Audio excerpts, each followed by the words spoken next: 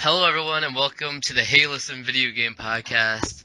This is one of your co-hosts, Zach, also known as ZRPG, and today we are not joined by Cole, but we have some kind of replacement for him, even though he was like 50 minutes late, and that is CronoLink9.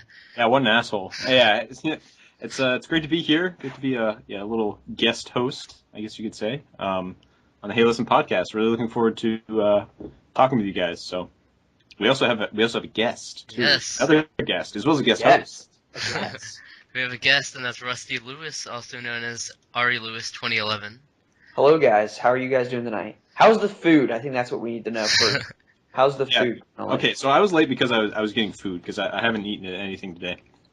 But yeah, the food is good. I had this creation called a wheat witch, which is What? it's a wheat witch. It's a sandwich. It's an invention of the college. Well, actually, I don't know if it is an invention of the college. They just call it a wheat witch. But anyways, it is 2 slices of wheat bread that have been toasted with egg and bacon and cheese in the middle. Mm. And it is wonderful. That's something. It's delicious. Oh, I also had fries too, but those are burned and they were awful. So I don't know how you burn fries, by the way, but yeah. So yeah, it was good. Other than that.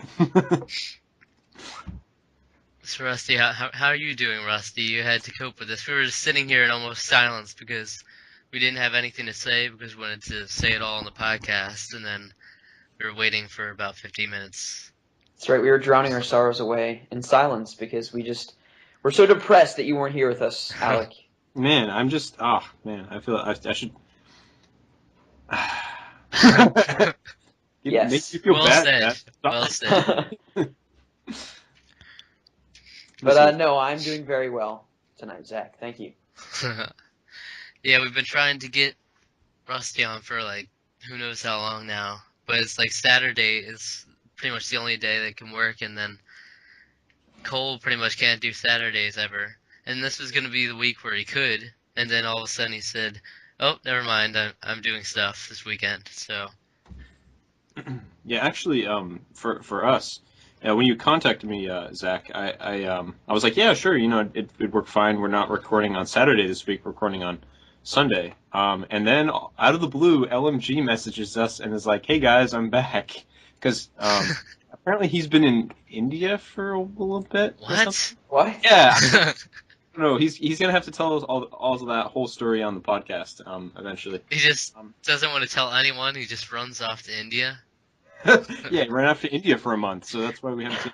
No wonder. I don't really know all the details of, like, we haven't heard from him very much. We've heard him very sporadically the last couple of months now, and but yeah, so he just kind of messaged us and was like, hey, I'm down for recording this Saturday, and everybody's all kind of like, yeah, we could do it. I was like, I can. I'm guesting on Hey Listen. So, but as I'm looking at the online list here on Skype, nobody is online. Pegasus isn't online, Bots is not online, LMG's not online. So they're like, oh, Chrono can't do it, then nobody can. I guess. I don't know why they would ever think that, but yeah, so. LMG is gonna be on an episode. Yeah, it'd be the first time in like months. Yeah, it's been a little rough the past couple of months trying to get everybody together. We're all so busy. But we're gonna try to be getting back into a more standard sort of flow. Try to get back to the normal podcast format. Let's face it, we haven't had the normal podcast format in like a couple of months. Like, we haven't done our segment. We haven't like done segments in a long time. And after this Sunday, we should start trying to get back to that. So You're gonna have to tell him all about that crossover episode he missed. Yeah, we will. You have to do his edit of it for iTunes. So today I wanted to start things off by a bit of like forum or community sort of news, like the recent popular things on the forums and stuff like that. I don't know if this will be a regular thing or if I'm just gonna do this. But recently, pretty much the most popular thread out there has been the Gentleman's Challenge 5, and all the people here are actually participating in that. And, and not only are we all participating in that, we all have the same exact game. Which is the game we'll be going in depth on in the main topic. So, yeah, that's been going on. That's how many pages has it gotten? Like 17, I think, is what we just made it to. Wow. I thought it was 14, but man, I guess I'm behind. Everyone's like constantly updating progress. It's pretty awesome. I've been fairly successful with that so far. Yeah, you've completed 2 games. Yeah. But I guess we can go into that in a little bit later. But another popular challenge that's been sprouting up that I know 2 of us are involved in here, and that's the Gentleman's Music Challenge. Please explain this. I never even looked at the topic, but what is this? Well, it's basically where Midipoor started it, and it's where everyone will post like 3 songs, and then he'll compile a playlist by the end of a certain date, and people can listen to the whole playlist for points, and you get different points according on what you do. If you can describe each song with like a sentence or more, and you'll get a certain amount of points for that. And yeah, you can discuss it. You can also talk about albums from songs that were in there, and stuff like that. That's cool. Yeah. Yeah. I played it when I was listening to it. I did it over a few days because doing it all at once. I think it was like over 3 or 4 hours of music or something like that. So in the first playlist, but I didn't even have headphones on. I had my friends in the room and we were playing Terraria, I think, and just having the playlist on and it's really fun. It was really fun just for them too. They kind of would comment on the music and it's a really great idea. It really helps you sort of maybe expand your horizons a little bit or just kind of get to know what other people are into for music. So for good or for bad. So definitely did for me because I think I bought 3 songs from there, just like my 3 favorites, and it's been pretty awesome. Yeah. Has been quite fun. So the deadline was apparently yesterday, right? I think for responding back to the first playlist or to get points for listening to the first playlist. So yeah, so that's done. I don't know when he plans on like posting about that or anything, but you can pretty much always jump in at any time because there's always either a playlist up there you can listen to, or you can be submitting 3 songs to the next one. So yeah, I might have to join that. That sounds really interesting. Definitely. And the last thing I thought I would mention, which we haven't, I don't remember how long ago this was, but we haven't discussed this on our podcast yet. I don't know if the users have or not, but Games of War has returned. That's right. I saw that. He has indeed. Which is pretty great. And I saw there in the thread,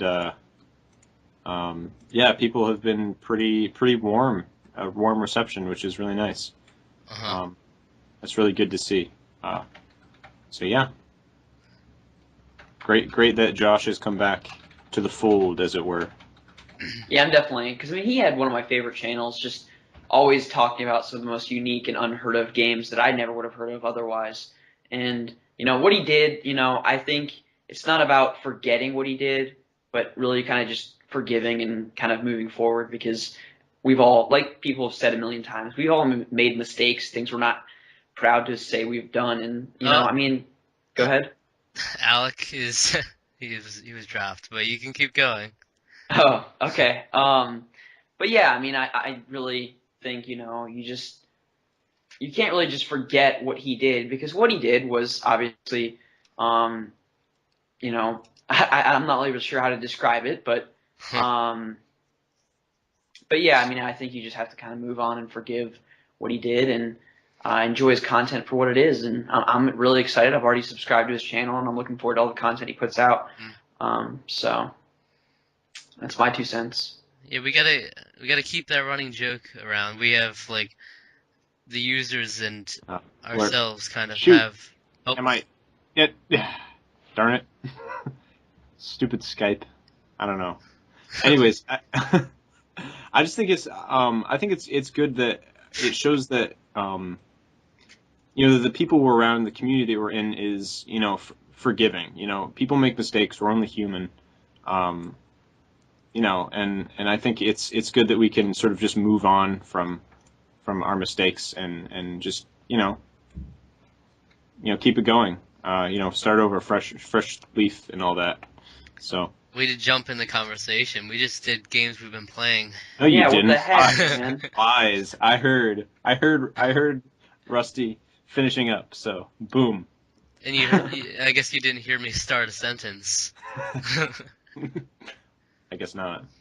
I said we still got to keep that running joke around, where you want to go to war on Games of War. That's always a good one. That is. Yeah. Yeah, it is. It was a really good line. You I don't can't know. let it go. I don't know if we can let it go. I don't know. We'll see. We'll see how that goes. I mean, I never used it, but it was amusing, to say the least. So, what about that crap we've been doing segment? You want to talk about some YouTube videos we've been watching lately? You'd like to feature? Let's do it. All right, I guess I'll start us off. I have like a lot to mention only because we didn't do it last week when Rachel was on, just because we wanted to keep that one shorter. And then there's a bunch of really good ones I wanted to mention from that. Both Let's Play and just normal gaming videos from the community. So the first one is Ultimate Chimera Hunt, Episode 8 from Uber Hackstore Nova. Have you guys heard of this game? No. No. I have heard of Nova, though. Yeah, this is really interesting. I've never been able to be much of a PC gamer at all because my PC kind of sucks. But this game seems just right up my alley. Even though I'm not a big fan of the series, it kind of started from the Mother 3 series. It's based off of that. It's got the chimeras from there. It's basically like a hide and seek thing. Every match there's a person who plays the chimera, and then the rest are the pigmen. And then the chimera basically has to just bite the pigmen, and then they're out. And they turn into ghosts, and you're able to roam around the map and watch everyone else play. But and then the way you can defeat the chimera is there's a button on its back, and if you're able to get back there and hit it, then that also moves the pigmen up in ranks. Like you can become a major and a colonel from like doing a certain amount of button presses. Then when you die, it drops you down a rank. So I think it looks like a pretty awesome game, and they did a lot of. That was one of the funniest videos I've seen. Is that Ultimate Chimera Hunt Episode 8?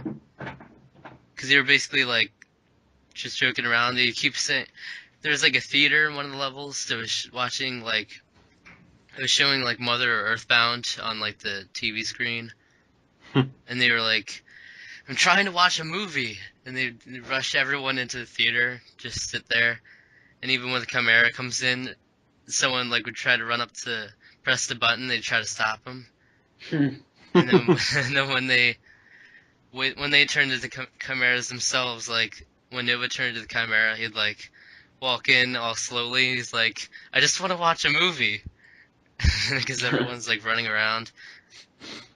So it was really funny though. That's pretty cool.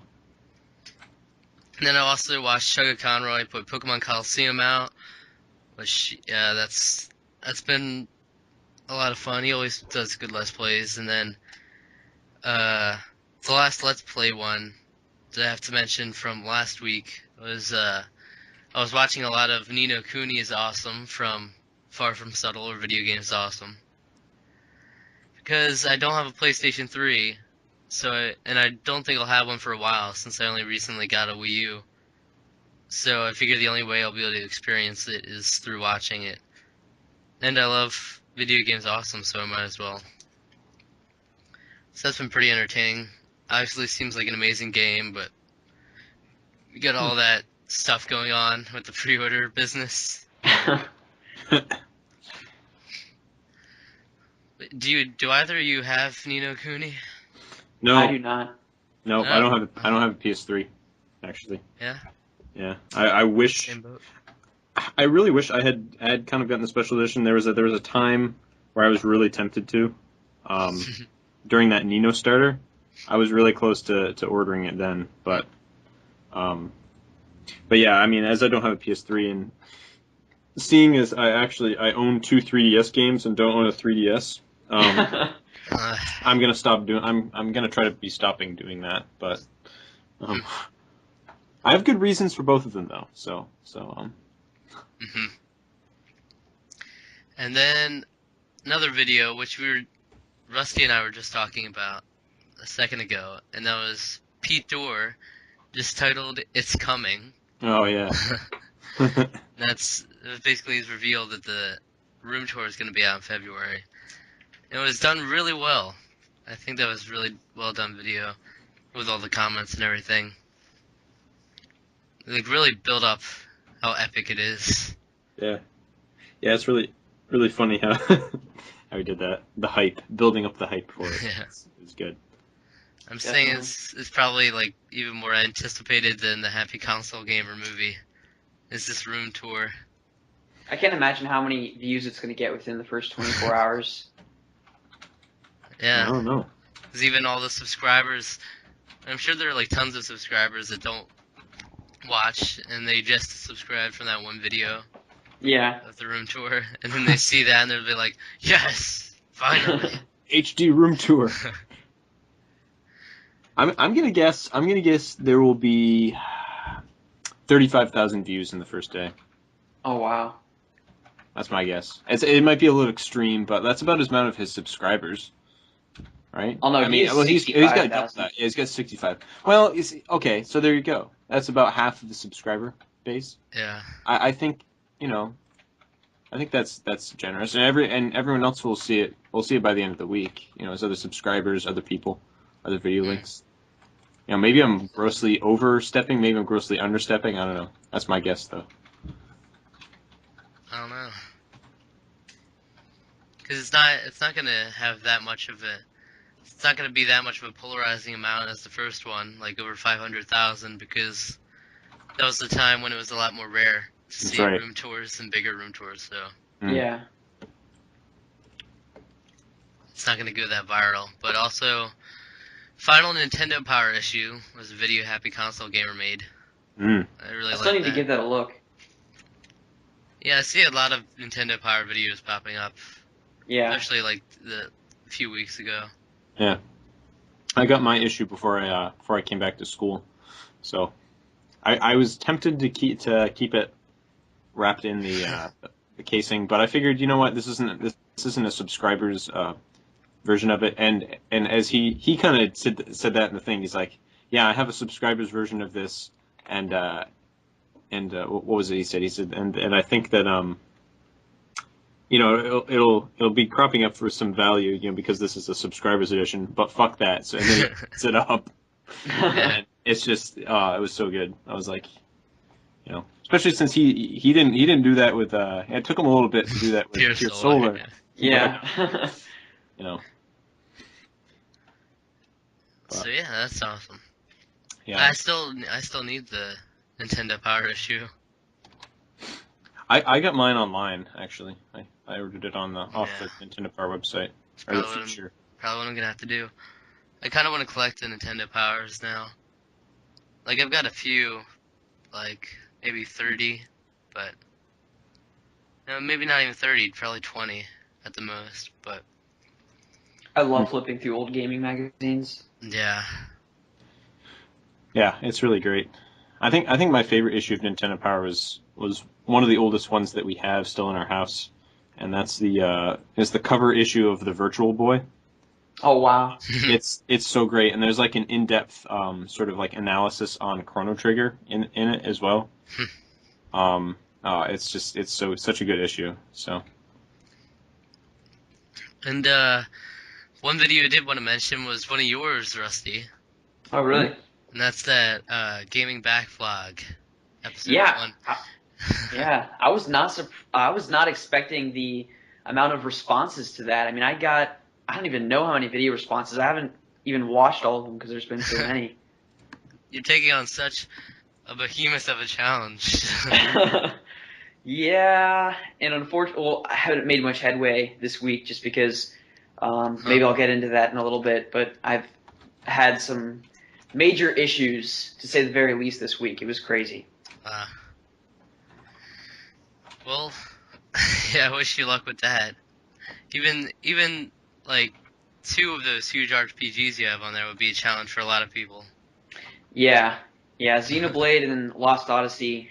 Um, yeah, Good we'll see how luck. that goes. We'll see how that goes. Yeah. Xenoblade took my summer away. Yeah, I remember you were talking about it for like the whole first half of the users episodes, pretty much. Pretty much, yeah. Yeah, You're like, yep, play more Xenoblade. that's pretty much it. Yeah, wonderful game though, it really is. I definitely want to play that, especially with that new X game coming out from Monolith Soft. Mm, It looks awesome. indeed. And that was it for last week, but this week I don't have much, so I don't have like 12 videos. I just have You Don't Know Jack is awesome from Far From Subtle again. This used to be like one of the all-time fan favorites, is You Don't Know Jack, because it's actually surprisingly really awesome game. It's just awesome to see them all buzzing. It's the perfect kind of game for their show where they're on the couch and everything. You get to see everyone's reactions and all that. Perfect multiplayer game. So that was awesome. And also there's this new channel that popped up from 2 of my favorite Let's Players, and that's Josh Jepson and Attacking Toucans. And it's called just Versus, actually. I'm surprised they got that username, but it's basically, they have these kinds of Let's Plays where they race in games, and a lot of times they'll have specific challenges to do.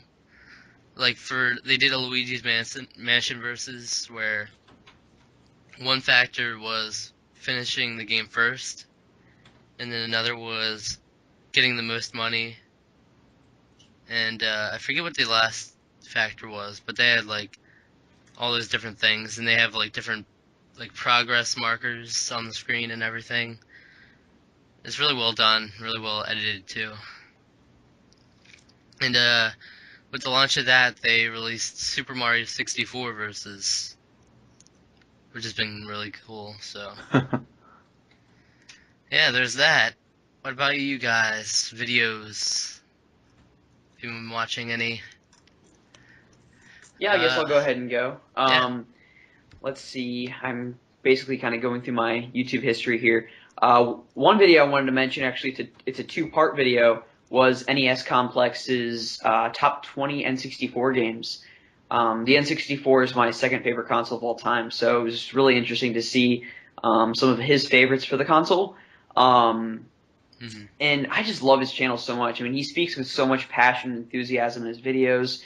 It's incredibly well edited, and definitely came across in his video for his top 20 N64 games. If you guys haven't seen that, definitely give it a look. It was really enjoyable.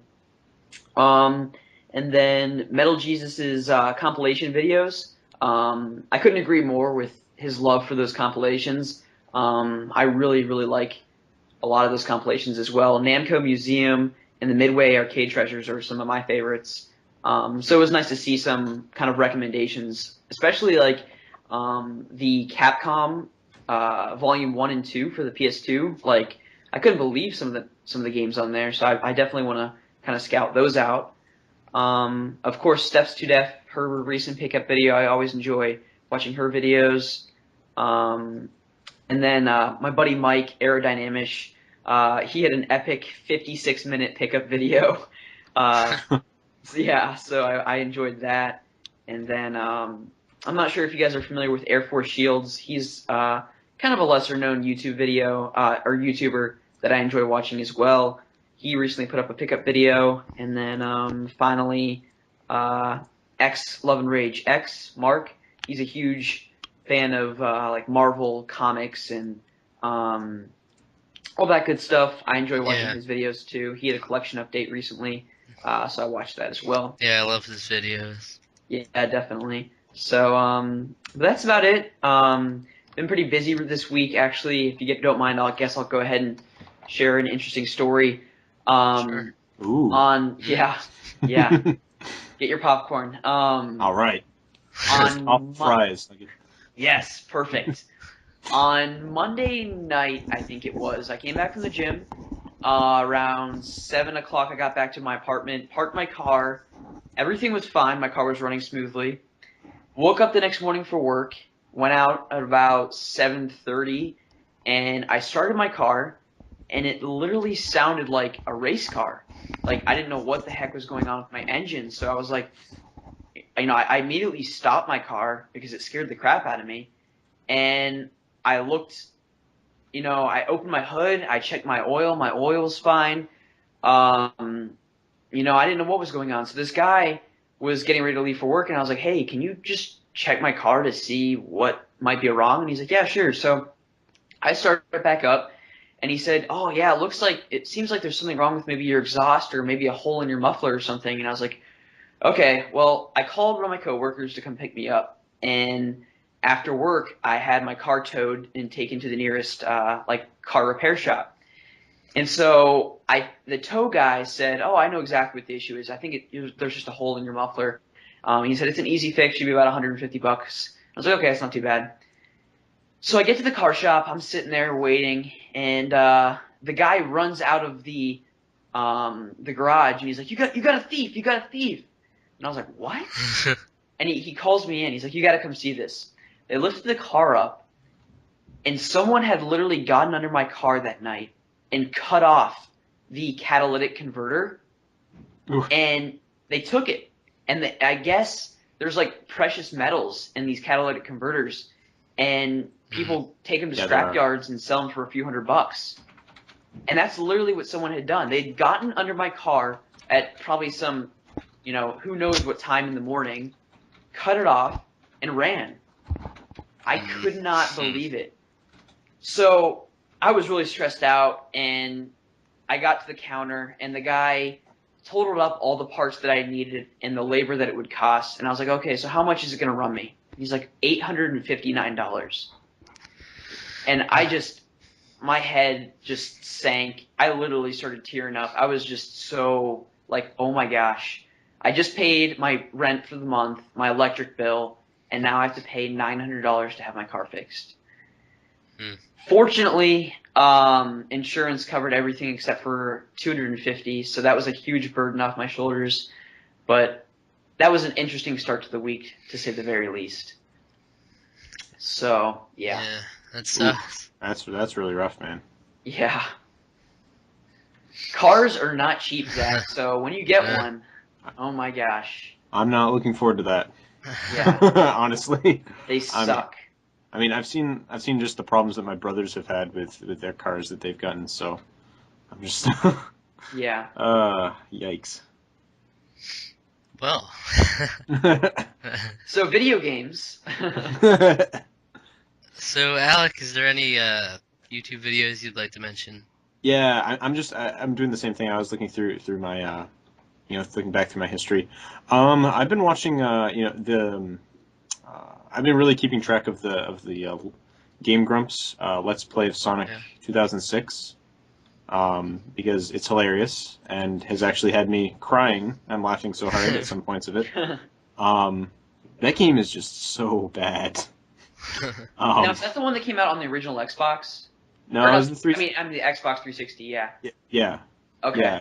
It was kind of rushed out for the 15th anniversary of Sonic. Okay. I think.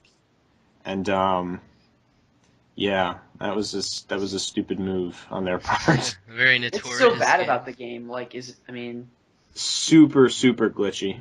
Okay. There's all kinds of they're not trying to break the game, but they've broken. There's just so many different parts of the game that just doesn't make sense. There's also whole sections of the game where they don't explain what's going on or like what you're supposed to do next, other than just like you need to go to this place, but there's no indication of like how do I get to this place. Because in the weird hub world place, or in the weird hub world section, that looks shockingly like Delfino Plaza except less colorful. It's like there's like everything looks the same, so there's no clear sense of direction where to go. But and then there's like random levels in the middle of the campaign that are like, wow, I've got to look out for that lava. It'll hurt. It's like, what was this game made in the wrong order, kind of? Or yeah. So I've been keeping track of that, and that's been a lot of fun. And I've been watching some of the Game Grumps other Let's Plays. You know, they do some versus stuff. So I watched some of their Mario Party 8 stuff, which is good. Looking back, a lot of my videos are just from the Gentleman's Music Challenge. I'm looking back through this. Mhm. Oh, look, there's some of your videos, Zach. Oh yeah. I went back and wanted to watch the All Gen Gamers Couch Confessionals when I played Dynamite Ducks. So I went back and watched that again. That was fun. Because in Johnny's most recent video, Worst Video Game Box Art, at the end of the video, you can hear in the background the Dynamite Ducks music. And so that kind of got me like, hey, you know what? I want to go back and watch that and then play that game. The English trailer for the newest Studio Ghibli film was released. Oh, really? Yeah, it came out. It's here. I'll actually link you to it. Okay, yeah. It's coming out in theaters March 15th. Oh, so the Ides of March is when it's coming out. So, Sweet. for all you non-history people, that was the day that Caesar got assassinated. Anyways, but yeah. A2 Brute. Yes, exactly. So I'm pretty excited about that. Needless to say, definitely going to be going to that when it comes out. I love Studio Ghibli so much, so. Me too. Yeah, it's just so good. Looking back some other stuff. Some of the Super Bowl commercials that I missed. I looked at found some of those on YouTube. That one was just ridiculous. Which one? The Kiss one. I haven't seen that one yet, actually. Oh my. Okay, well, watch it at some point, but you have to have the volume up because that's what makes it so disturbing. Oh yeah, that's what I heard. Yeah. Like, is there like? It's like this super, attractive model making out with this really kind of, like porky looking, just like nerdy kid, and they zoom in on their faces, and there's no background noise, absolutely zero, and it's just them smacking lips, making out for like a good 10 to 15 seconds. It's crazy. Man, I will have to give that I have to be alone when I'll Yeah. find a nice secluded area. And, Dark room dark, in the corner.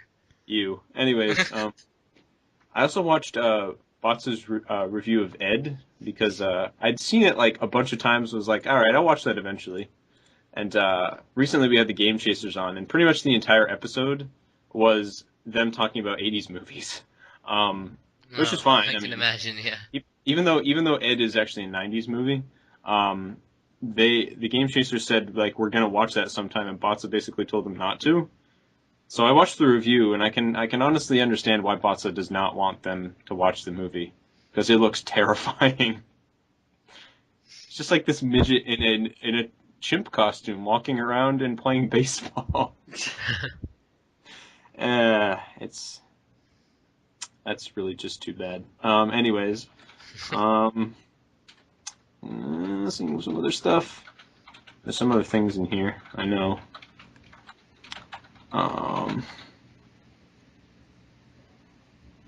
That's pretty much it as far as I can tell.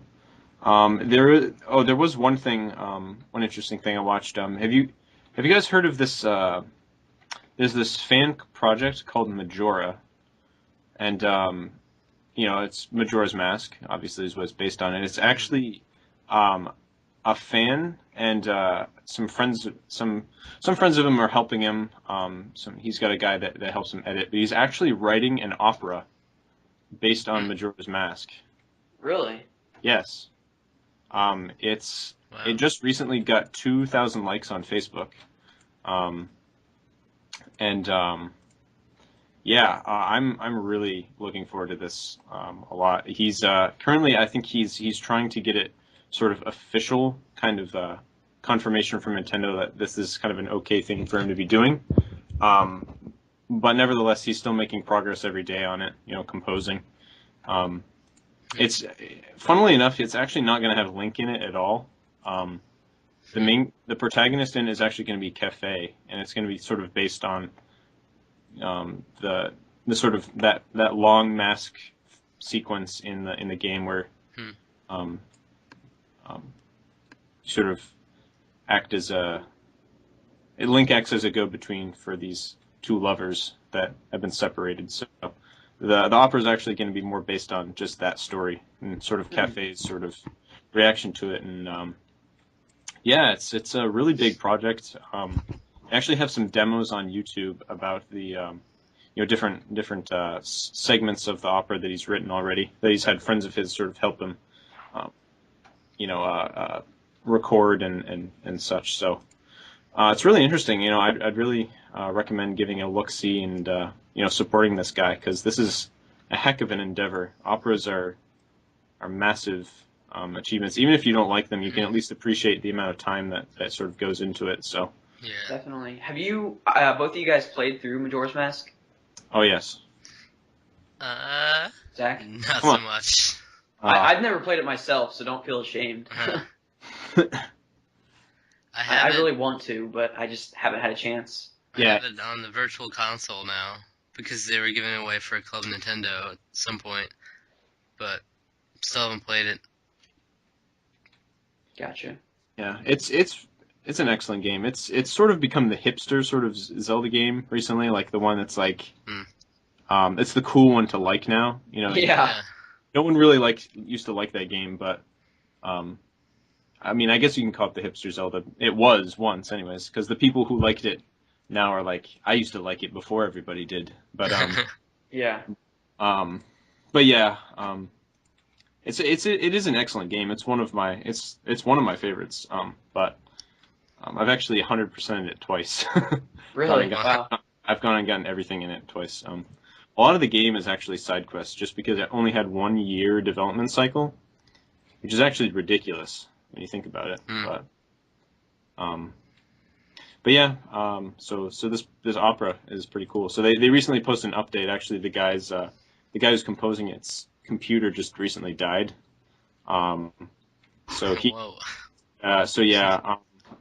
he's been doing it on pen and paper. He still has it backed up and everything, all the files and such. So, but he's been composing mainly on pen and on paper. Wow. Yeah, but he's he's opened it up for donations now. He used to be not taking any donations at all, but this kind of setback, he kind of realized that, because if people want to actually pay, give me money for what I'm doing, then they can do that, but so yeah. Pretty sweet. And that's about it for YouTube for me. All right. So podcast. Rusty, what podcasts have you been listening to? Well, I listened to the Operation Kill Screen, their most recent episode, earlier in the week, and that was enjoyable. Although I'm really kind of wanting to know where the latest TV and Lust episode is, because I don't know, Craig uploads those so sporadically Like I never know when they record or when they upload. It's not very consistent anymore, which kind of is a shame. But Yeah. so let's see, what else have I listened to? I today actually, while I was playing Tales of Vesperia for a few hours, I listened to the episode 84 of the Elgin Gamers when Johnny and Pete go on their rant about Final Fantasy XI. That was one of the best. Yeah, since they didn't put out an episode this week, I was like, oh, I gotta go back and listen to a older episode, and I haven't listened to that one since the first time I'd listened to it, so that was pretty enjoyable. Just on a side note, have you guys ever gotten into any MMOs? Nope. I've been able to stay away from that for the most part. Though, Yeah. Though I would, if I had a PS3, I would be incredibly tempted to get Realm Reborn, Final Fantasy Yeah. IV. Definitely. Zach, have you ever delved into any MMOs? Never extensively. Only I would dabble in some of the free ones. Okay. Never the paid ones. Like random ones, like this one called Mabinogi, which is like an anime style MMORPG. I played that for a bit. Okay. And that was kind of fun. And RuneScape back when that used to be cool. Oh yeah. I used to play that all the time, but yeah, that's about it. Oh, nice. But yeah, as far as other podcasts,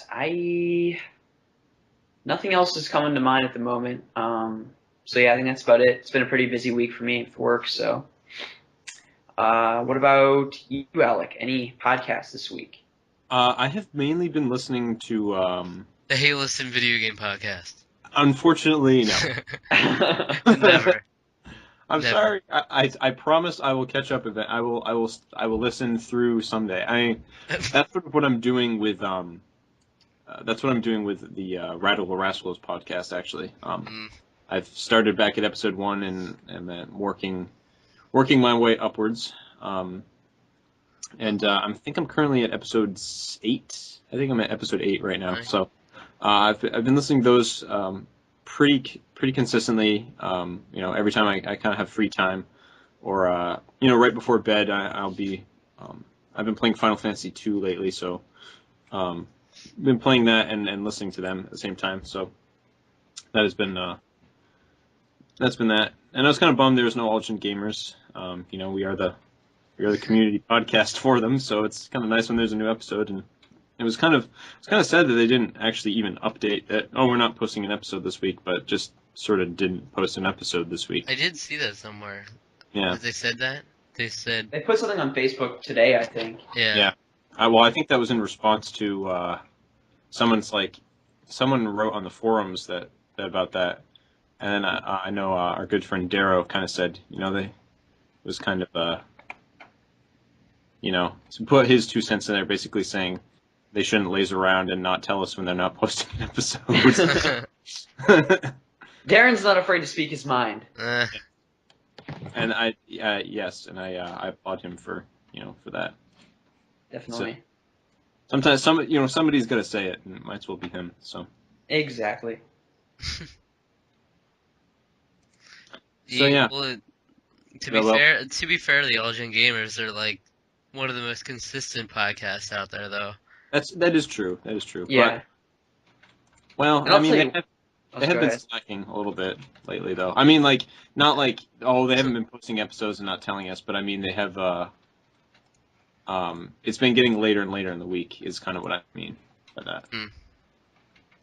But I mean, I think you have to at the end of the day, people like Gamester. I mean, it is unreal his commitment to YouTube and Ultimate Gaming.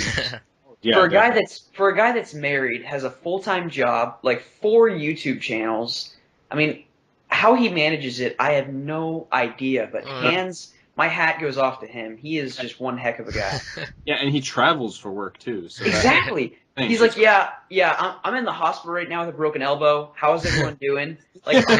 On the live episode, it's crazy. His passion and devotion to the podcast is just unreal. It is. Yeah, he's a real trooper. Yeah, definitely. I don't know how isn't he like a manager of the job too?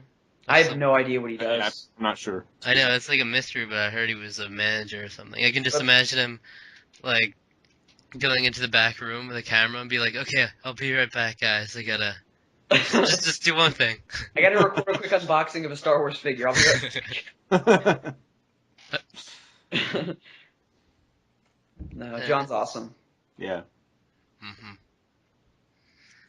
So is that it I believe so, for me, at least. for Yep, Alec? That is it. That is it for the podcast. How about yourself, Zach? Well, I'm like kind of consistently behind on every podcast right now. Like I'm like consistently 2 episodes behind. So people will be like praising an episode, and then I'll find out 2 weeks later and be like, "Oh yeah, this episode is awesome." But yeah, I listened to Radical Rascals while I was playing a game earlier. I was listening to that a lot. I was on the episode with Caffeine Media Girl, and that was a pretty good episode. I think I just about finished it up, and then Algen Gamers I listened to a bit as well. And like a couple weeks ago, I listened to the User's Happy Console Gamer one, which is a really good one. I still need to listen to the Game Chasers episode though. I still need to do that as well. Yeah, that was one I was really looking forward to.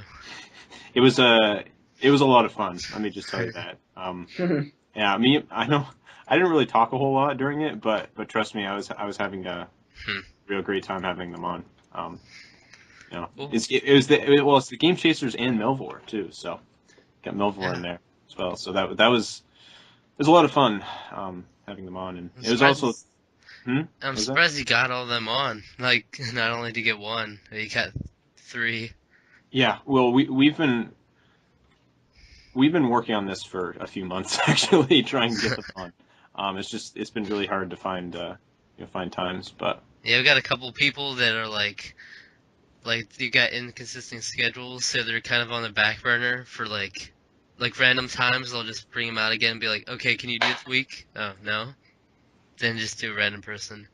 Yeah. But yeah, I've also been listening to the primary podcast I was listening to a couple weeks ago. I'm still listening to it a bit. It's Creature Talk, and that's the one with all the like Let's Players and people like Uberhack Stornova and the people in the group he's in. I'm like on their really old episodes from 2011, and because I like refuse to skip ahead to their most recent episode. They're on like 59, and I'm on, I forget, it's 20, like the early 20s. So I'm trying to catch up, but I want to see how they progress with it. But yeah, so that's been good. And nice. Is that it? That's it. So we can get into games, Alec. So kind of exclude the one game and just talk about everything else. Yeah. Okay. So let's see. What have I been playing? Well, I guess I was playing. Let's see. What did I play last night? I played some Sonic the Hedgehog actually last night. A little bit of that. I played. I was doing. I finished up my new game plus on Bastion actually. Got the rest of the achievements for that and beat that game again, and what an excellent game. It's so good. Let's see. Also played.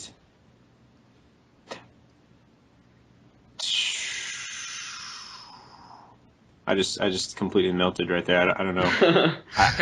I lost it for a sec. But anyways, yeah. One game I've been playing is okay. Have you guys heard of the game Katawa Shoujo? No, I don't think so. Nope. Come on, Zach. You've in the music challenge. I've heard of it, but yeah. So that was the question. It's just heard of. Well, anyways, it's kind of it's debatable whether that counts as heard of. If you just know the name of it. You've heard it? Okay, so you've sort of heard of it. Anyways, it's actually a visual novel made by a group of people on 4chan. Funnily enough, it was a development studio that spawned out of 4chan, which is sounds a little disreputable, but the game is actually really really good. But I played that earlier. It was like last October or something, or September. I don't remember when. But I'm actually was playing a Flash game based on it called Katawa Crash, which is, think of it like an endless runner game, except you launch this ball. It's actually the main character, but you just launch a ball towards the right of the screen, and it's just completely scrolling the whole time. And you're trying to keep him up. You're trying to keep him bouncing in the air as much as you can. And there's like this crazy J-pop song playing in the background. And you're trying to like hit characters that are all on the ground, all lined up on the ground. So when you hit the ground, if you hit a certain person, different people have different abilities. So if you hit this one person, you'll go up in the air higher. If you get them when they have there's like a little special meter. If you hit them when they have this special meter on, they'll launch you up even higher and faster. So essentially, you're just trying to stay aloft as long as possible, and not get caught, because there's one character that actually ends your game immediately. So you're trying to avoid that as well. So it's shockingly fun. For when me and my roommate first discovered it, we actually were like going back and forth trying to beat each other's high scores. It's more fun than it should be, I think, is honestly. But yeah, it's a ridiculous game, but nevertheless a good time waster. I broke out Soul Calibur 2 last night. Great game. Excellent game. It's the GameCube version, so it is with Link. Nice. Yeah, so the superior version, obviously. Yeah, that was fun. I was actually playing that just before I went to get something to eat. And I was like, oh, Zach came online. Okay, good. But then I didn't get a message from him, so I'm like, and then friends of mine are like, hey, we're finally going to go get stuff to eat. And I was like, sweet. And Zach messaged me and was like, hey, ready yet? And I was like, I'm like leaving to get something to eat. But anyways, yes, so I was playing Soul Calibur 2. Very fun, great game. As I mentioned before, I also started Final Fantasy 2. So that's I'm trying to beat. I've been trying to beat over the past few months as many Final Fantasy games as I can in a year. And last year I got through 13-2, Final Fantasy 1 and 7. And this year I'm gunning for trying to get through Final Fantasy 2, 3, 6, and then 13. 10. And as well as Lightning Returns. Well, I've beaten 13 already. So Okay, good. yeah. I wouldn't play 13-2 without having already beaten 13. Yeah, I was hoping. Yeah, that'd be dumb. And I'm actually one of the very few that I will defend that game until I die. I love and me both. I love that game to death. So. Yep. My brother just started playing 13 not too long ago. Oh, yeah? So good. Yeah. It really is. Great memories right there. Yep. And that was only 3 years ago. Wow, 3 years ago now. Wow. Oh my gosh. It's crazy to think about. Yeah, and and Lightning Returns as well this year, so when that comes out. All right, just real quick, are you playing 1 and 2 on the PSP, or what are you playing those on? Yeah, I don't own a PSP, unfortunately. I really want one. That's probably number 2 on my, maybe 3. Maybe it's tied for 2. I don't know. On my systems I need to get next list is 3DS, PS3, and then the PSP is there too. Gotcha. So I actually played. I have the Dawn of Souls compilation on the Game Boy Advance, but I actually played. Okay. Yeah, but I actually played through Final Fantasy 1 on the on my iPod actually, because I have an iPod Touch. So I played through that on there, which was fun. And yeah, then I've been just playing 2 on the Dawn of Souls on the Game Boy. So yeah, it's been good. A lot of fun actually. I've been you know, 2 has that really weird like leveling system. So I've just been, you know, having my party members beat each other up so they can get their HP all up, leveled up. So yep, that's been great, and I think that's it. And except I did remember one thing that I unfortunately couldn't remember from the YouTube thing, and that's because it's not specifically YouTube. I've been watching people live stream various Square Enix games. They're a group called Project Crystallis, which is very similar to the. They're sort of inspired by the. Sorry, there's people singing outside. So it was sort of it was sort of inspired by the Operation Rainfall kind of movement, and so these people are trying to you know, gain support and trying to get information. The goal is trying to get Final Fantasy Type 0 localized. Yes. As well as getting more, you know, having Square Enix finally give us more information about Final Fantasy Versus 13, which they haven't done in a very long time. That game will come out the day The Last Guardian comes out. Yeah, exactly. Yeah, which actually will probably be the same day that they release Half-Life 3 as well. Which will probably be the same day the world ends. Probably just to spite us all. Yeah. Funny joke. Nice. Funny joke life. You're a funny joke life. I don't even know what that means. I don't even know what that means. But so yeah, I've been watching that, and definitely would encourage anyone who likes those games to look into them. They have a very colorful cast of different people who stream, so to say the least. But they recently finished off Kingdom Hearts, Final Fantasy Legend 3. One guy beat Final Fantasy 1 in one sitting, and then beat Final Fantasy 2 in one sitting, which I guess isn't really hard, but still relatively impressive. Isn't he an animal? He's a what? An animal? He's an animal. He is an animal. I guess he beat Final Fantasy Legend 3 in one sitting as well, but that's a Game Boy game, so. And yeah, they're working on a bunch of different games now. I think they might have just also finished off Star Ocean: The Last Hope. I think they're working on Xenosaga Episode 1 right now, as well as a few others that I can't think of off the top. So yeah, off the top. That's right. Anyways, so yeah, definitely you know, look into them. They're looking for people to sign their petition and, you know, join their Facebook group and garbage like that. So yeah.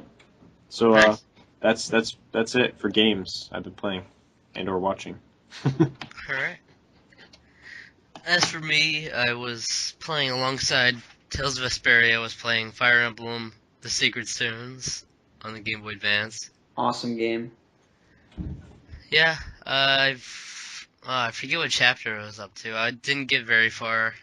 I was up to chapter 5. It's a long game. Is it? Yeah, it took me about 22 hours to beat that. I'm not particularly good at Fire Emblem myself. They're tough. Yeah, I was trying to keep everyone alive, and I kept failing, and it was annoying me. So I don't think I'm gonna keep everyone alive. Yeah, I definitely didn't. Yeah, it's hard because I feel compelled. Like I was like, I have to do this, keeping everyone alive. Then I think there's a part where this, you know, maybe minor spoilers. I think there's a part where there's like a path split, sort of, and I learned out later on that I actually took the harder of the two paths. And I was like, oh, well, that explains why I got pissed off and stopped playing. So. Yeah, my brother played through Path of Radiance and Radiant Dawn all without losing anyone. Wow. Yeah, I really love Path of Radiance, but I definitely wasn't able to do it without losing anyone. And I definitely want to finish Radiant Dawn soon because I still need to do that. I just don't feel like it's right for me to get Fire Emblem Awakening without beating at least one or two of these games. Because I also have Shadow Dragon on the DS too. And I know Cole loves Radiant Dawn so much. Fire Emblem Awakening has some awesome box artwork. Yeah, it does. So yeah, that's that. I'm really not. It hasn't blown me away. Like, I personally have always thought the Path of Radiance and Radiant Dawn, like the home console versions, were superior to the handheld ones. Even though the majority of the series is really on handheld, and that's where its focus is. But yeah. So Lego Harry Potter, years 1 through 4. Nice. Playing that with my brother on co-op. And that's pretty good. I mentioned last time, that was last episode, that I don't like how it's kind of structured in a way. I think it's kind of disorganized somewhat, like going throughout the Hogwarts and whatnot. But it's been just as any other Lego game. I kind of want to play that tonight, actually. Maybe after this. Kind of in the mood to play that. Break it out. But it's really weird, like some of the character choices they choose to put in there. Just to, it's obviously just to fill in to show they have more characters and everything. Because they have one of the characters is just boy. That you can unlock. It's really strange. One is girl, and then one is Gryffindor boy, Hufflepuff boy, Slytherin boy, all those different kinds. Oh gosh. Now, what I really didn't like about this game is, correct me if I'm wrong, but in the Star Wars Lego games, I thought like when you interact with a certain character, they're automatically unlocked and you can buy them. Is that right? Because in the Lego Harry Potter games, you have to like literally find the character token around the castle, and then you can purchase them. Yeah, that's annoying because like even when you control someone, like you won't even have them unlocked until you get the token. Yeah, I know. Really it's odd. Ridiculous. Yeah, I think it's once you come across the character, I think that you unlock them or something. That's the way. I think that's the way it was, anyways. Yeah. I don't know. It's been so long since I played the original Lego Star Wars. You think that they would come. The book has all kinds of minor characters and throwaway people that she just sort of mentions. J.K. Rowling just kind of mentions, like, you could just like put one of them in there as like Slytherin boy. Like, Yeah. Put in like Blaze Zabini or whatever as Yeah. Slytherin boy. There you go. Yeah, that's a good idea.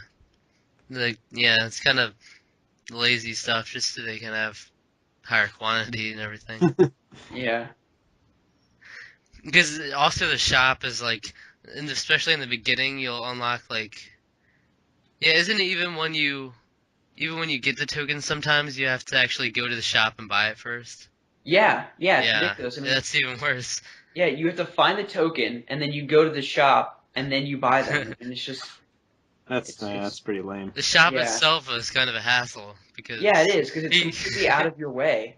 You have to leave Hogwarts and go to what is it, Diagon Alley or whatever. Yeah. And it's just kind of annoying. It's.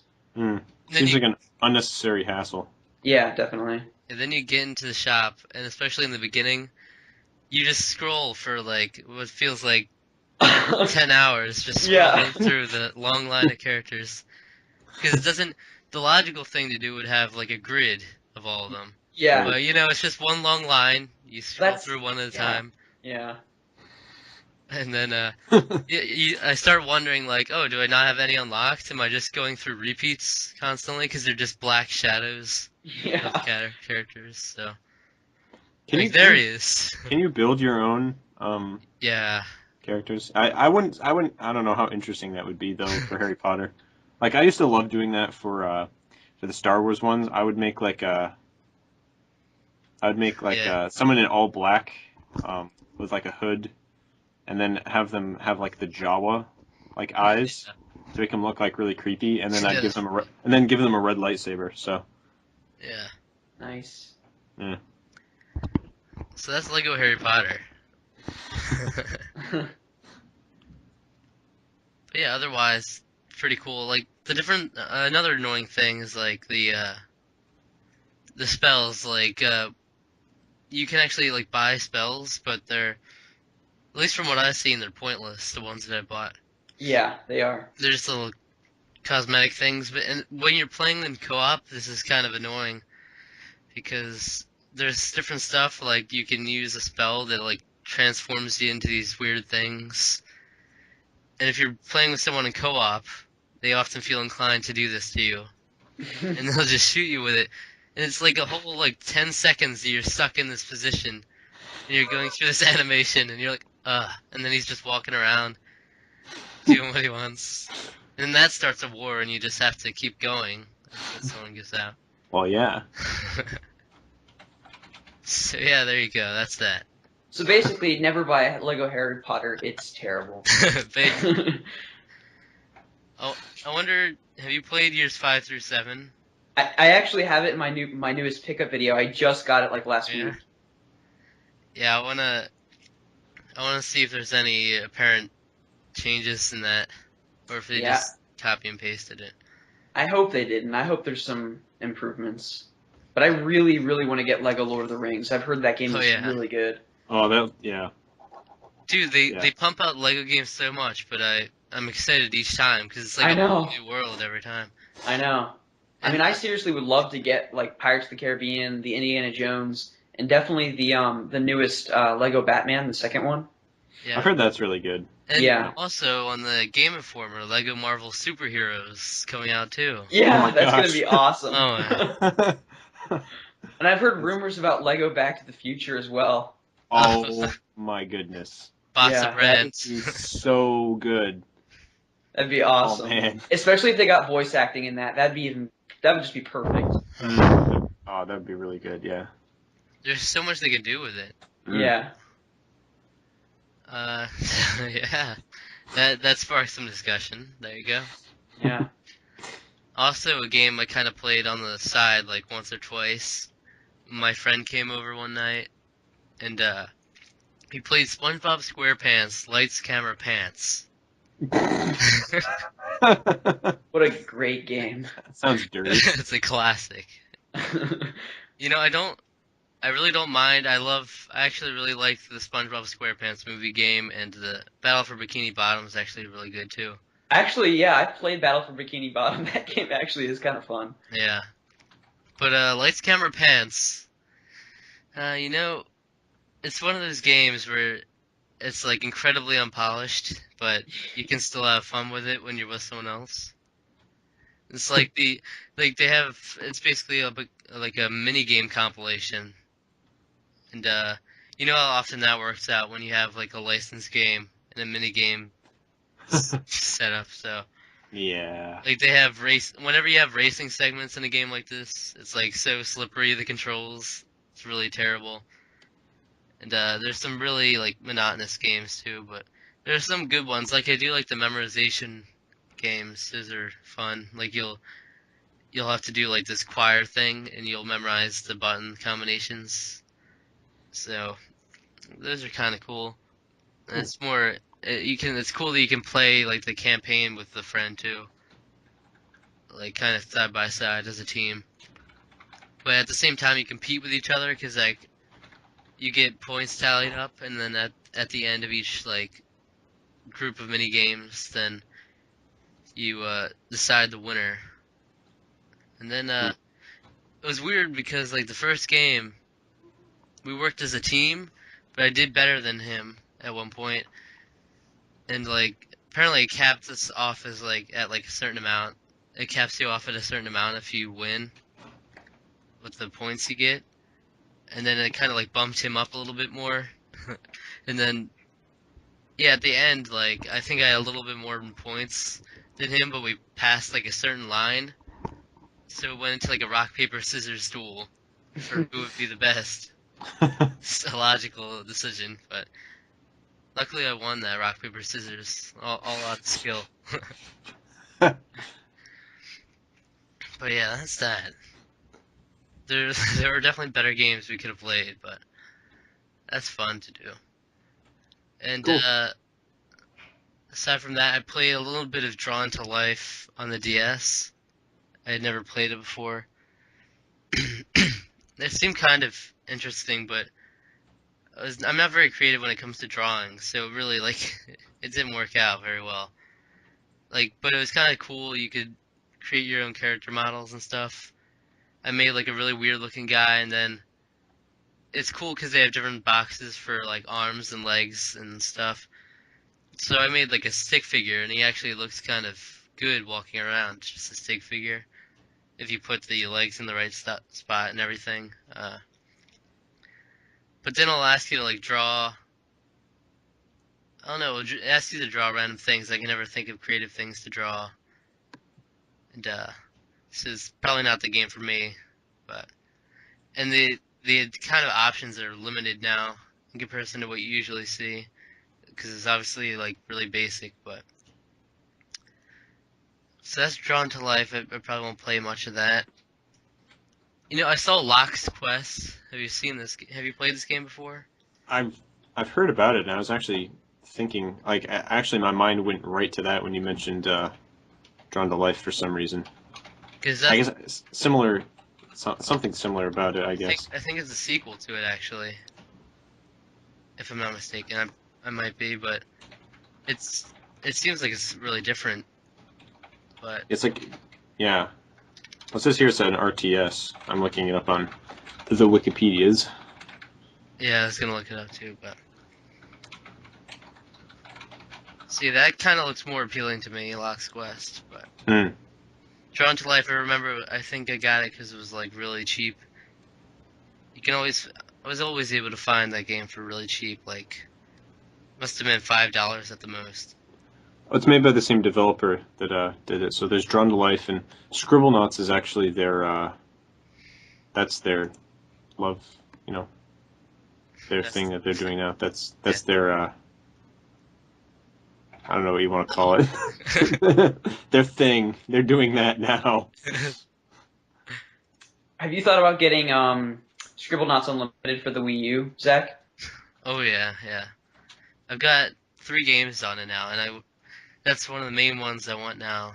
Because I've also watched Far From Subtle do some of their playthrough on that too, and that's a really awesome game. It works really well with the Wii U. It looks like.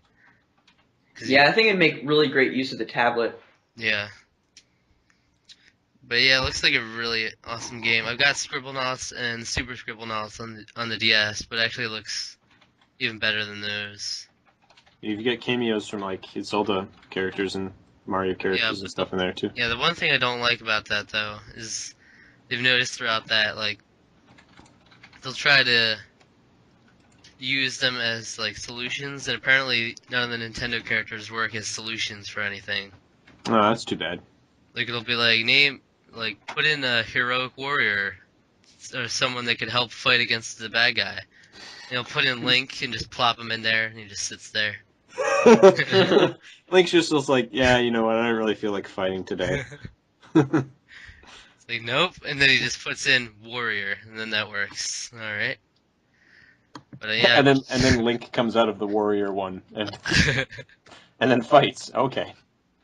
No. Yeah. But yeah, it's got some really awesome.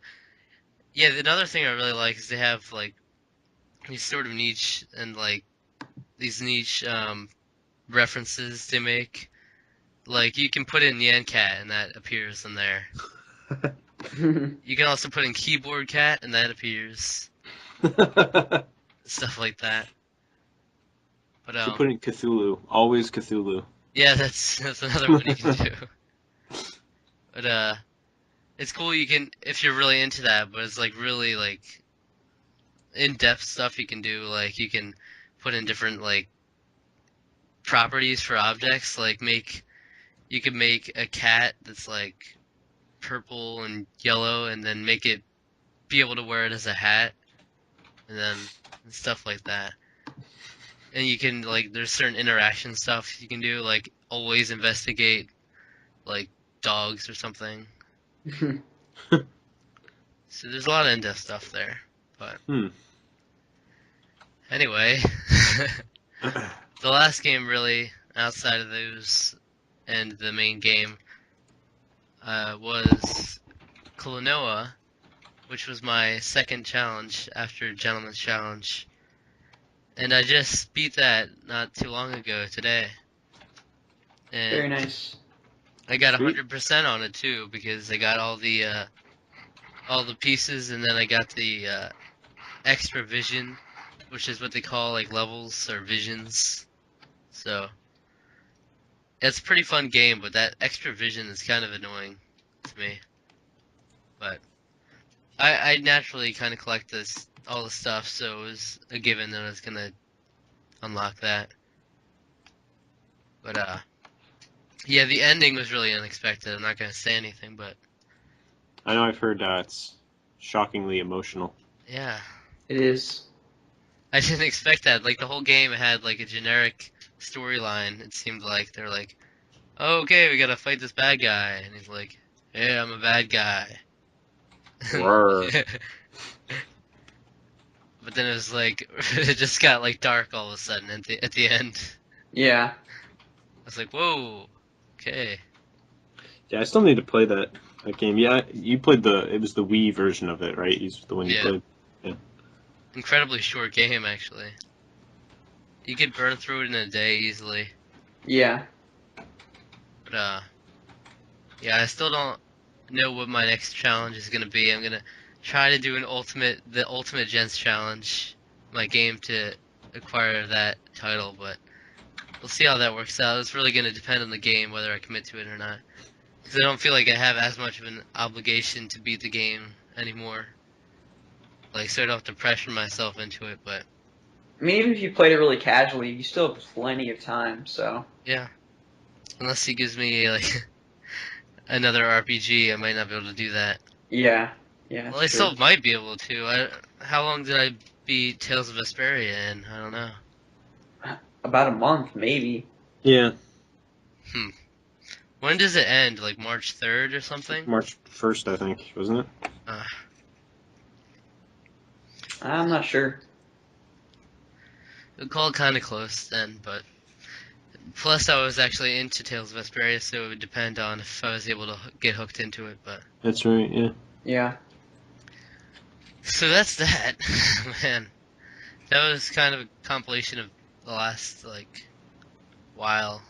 Seems like over a week. It doesn't even though I said games we've been playing last episode, it feels like longer. But yeah, so how about you? What have you been playing, Rusty?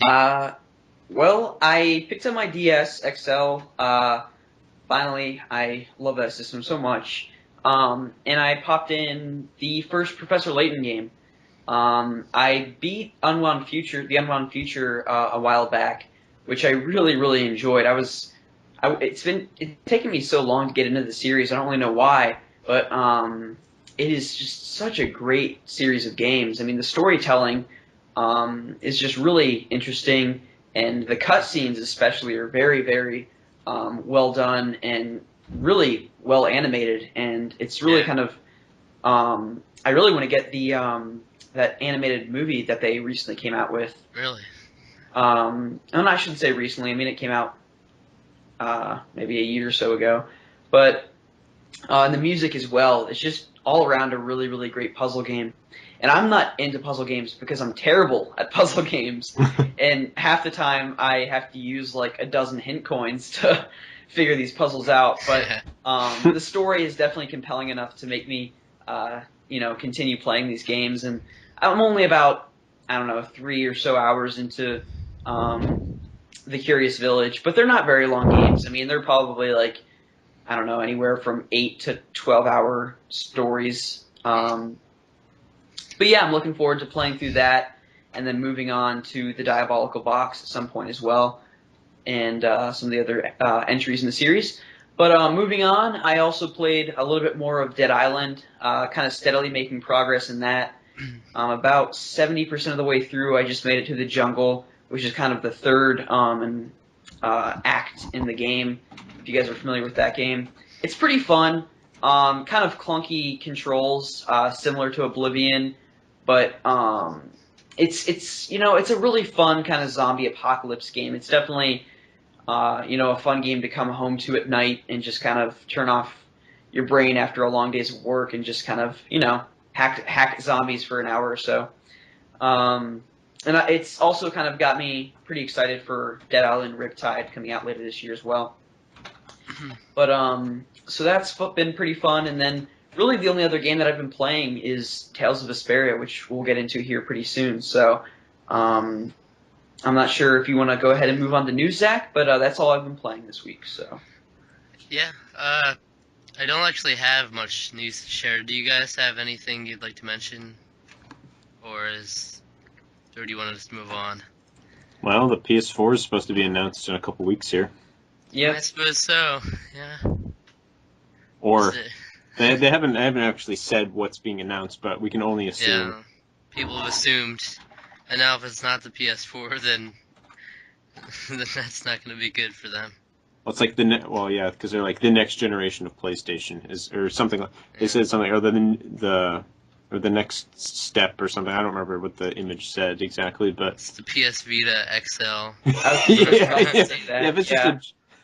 It's an announcement for the PlayStation Vita price drop. So. The next generation.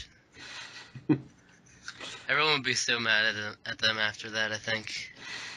Way to go, Sony. You did it again. This is about the time when we don't want you to advertise your handhelds, and that's when you do it. Yeah. But yeah, there really wasn't a whole lot of news this week. So, I mean, would you guys just want to go ahead and move into the roundtable discussion then? Yeah, so today we've got a huge topic to talk about here. And that's what I'd like to refer to as a Brave Vesperia Roundtable. And we're going to be talking about the game we were all assigned for the Gentleman's Challenge 5. Because there's like this crew of loyal Vesperia fans on PGRF that like attacked us all at once. Yeah, pretty much. Zavin sent out his soldiers, and then. So first let's ask what our progress is. How many hours? So Alec, how many hours are you into this? Man, I wish I hadn't turned my 360 off because I accidentally turned it on earlier. I think it is. I know it's in the 40s. I want to say like 42, 43, 44. It's somewhere in there. I don't know a specific time. Alright, well, what about you, Rusty? In the early 40s. Well, my actual playtime is probably about 42-ish, 45. But when I come home from work, I usually I go to the gym and then I come back to my apartment, and my 360 is on from about 7:30 until like maybe 11:30, even if I'm not playing, because like I'll take a break from playing Vesperia and like eat supper and then come back to it, and I'll just leave the 360 on. So a lot of that's just like filler time, but my actual clock time is like 64, 65 hours, something like that. I saw it on Backlogger. It's like, whoa! It took me 56 hours to beat the game. Yeah. So yeah, a lot of that time is not me actually playing. Yeah. Nice. So, yeah. No, I'm sorry. It's not up yet. I thought it was, but nope. I lied.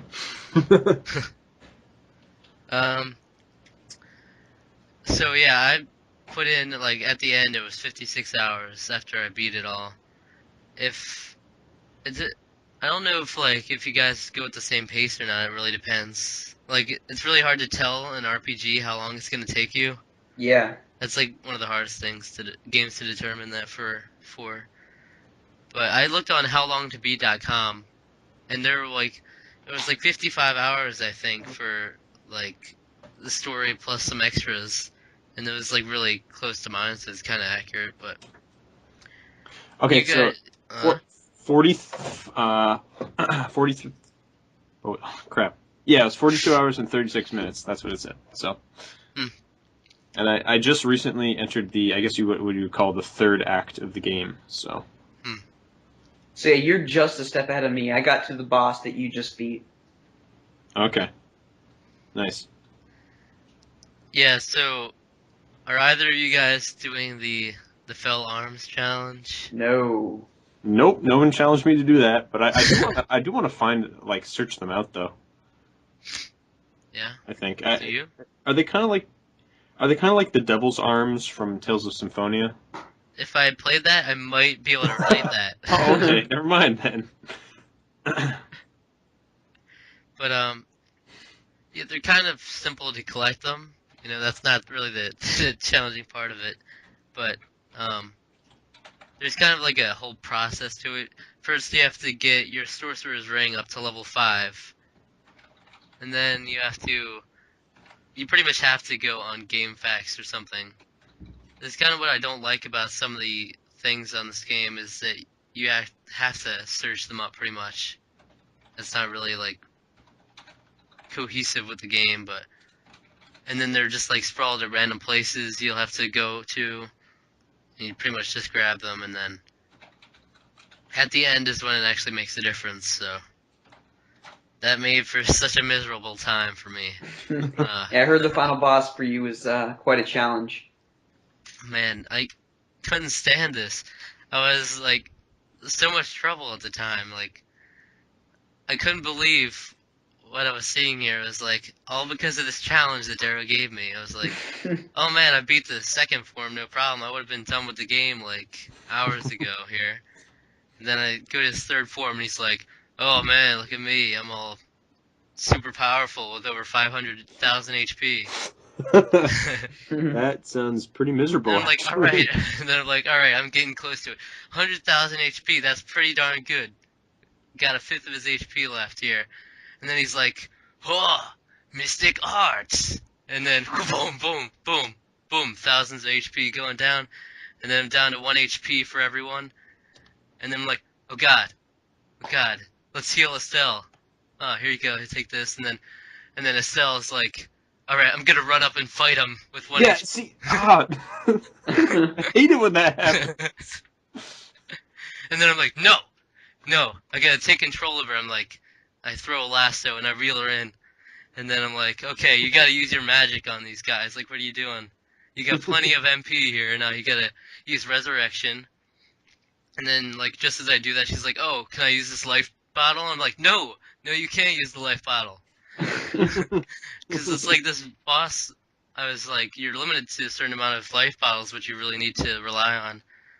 And towards the end, you start running out. And I'm like, I need to conserve these for Estelle, because once you bring Estelle back, then she can bring everyone back.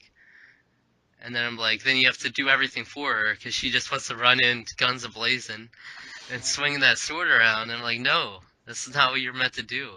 I said all her stats saying, like, heal allies and stay away from enemies and all these things. She doesn't care. But and then Rapia is actually really helpful though, because he's like constantly using stuff to heal my status ailments and stuff. Basically, my whole strategy throughout the battle was going to overdrive, what's it called? Overlimit, yeah. Yeah. And then just spam the heck out of A button, and just bam, bam, bam, and then I'd use like a big move or something, and then but it was really frustrating because then, like, just as I did that, he'd use something, and I tried to use my arts, and then I realized he did something to me that makes me not be able to use my arts, so then I have to use an item on myself, and then by the time I do that, then my overlimit's all used up, and then, oh man, that was difficult. I got it by the skin of my teeth, that battle, but yeah, Rita was really helpful for that battle. She did a lot of useful spells while we were in there. Raven, I tried using Raven, and he was terrible. Who do you guys typically have in your party? Yeah, this would be a good question to get in. Let's see. I got Yuri, and then I've got Estelle, Rapide, and Rita. Okay. What about you?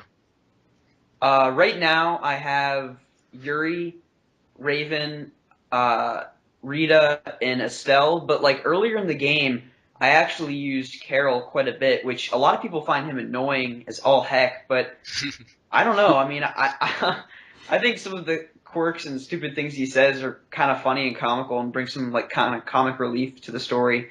So I used him quite a bit earlier on in the game, but as you get further, you kind of need some of the more art savvy people like Raven and Estelle and Rita. So.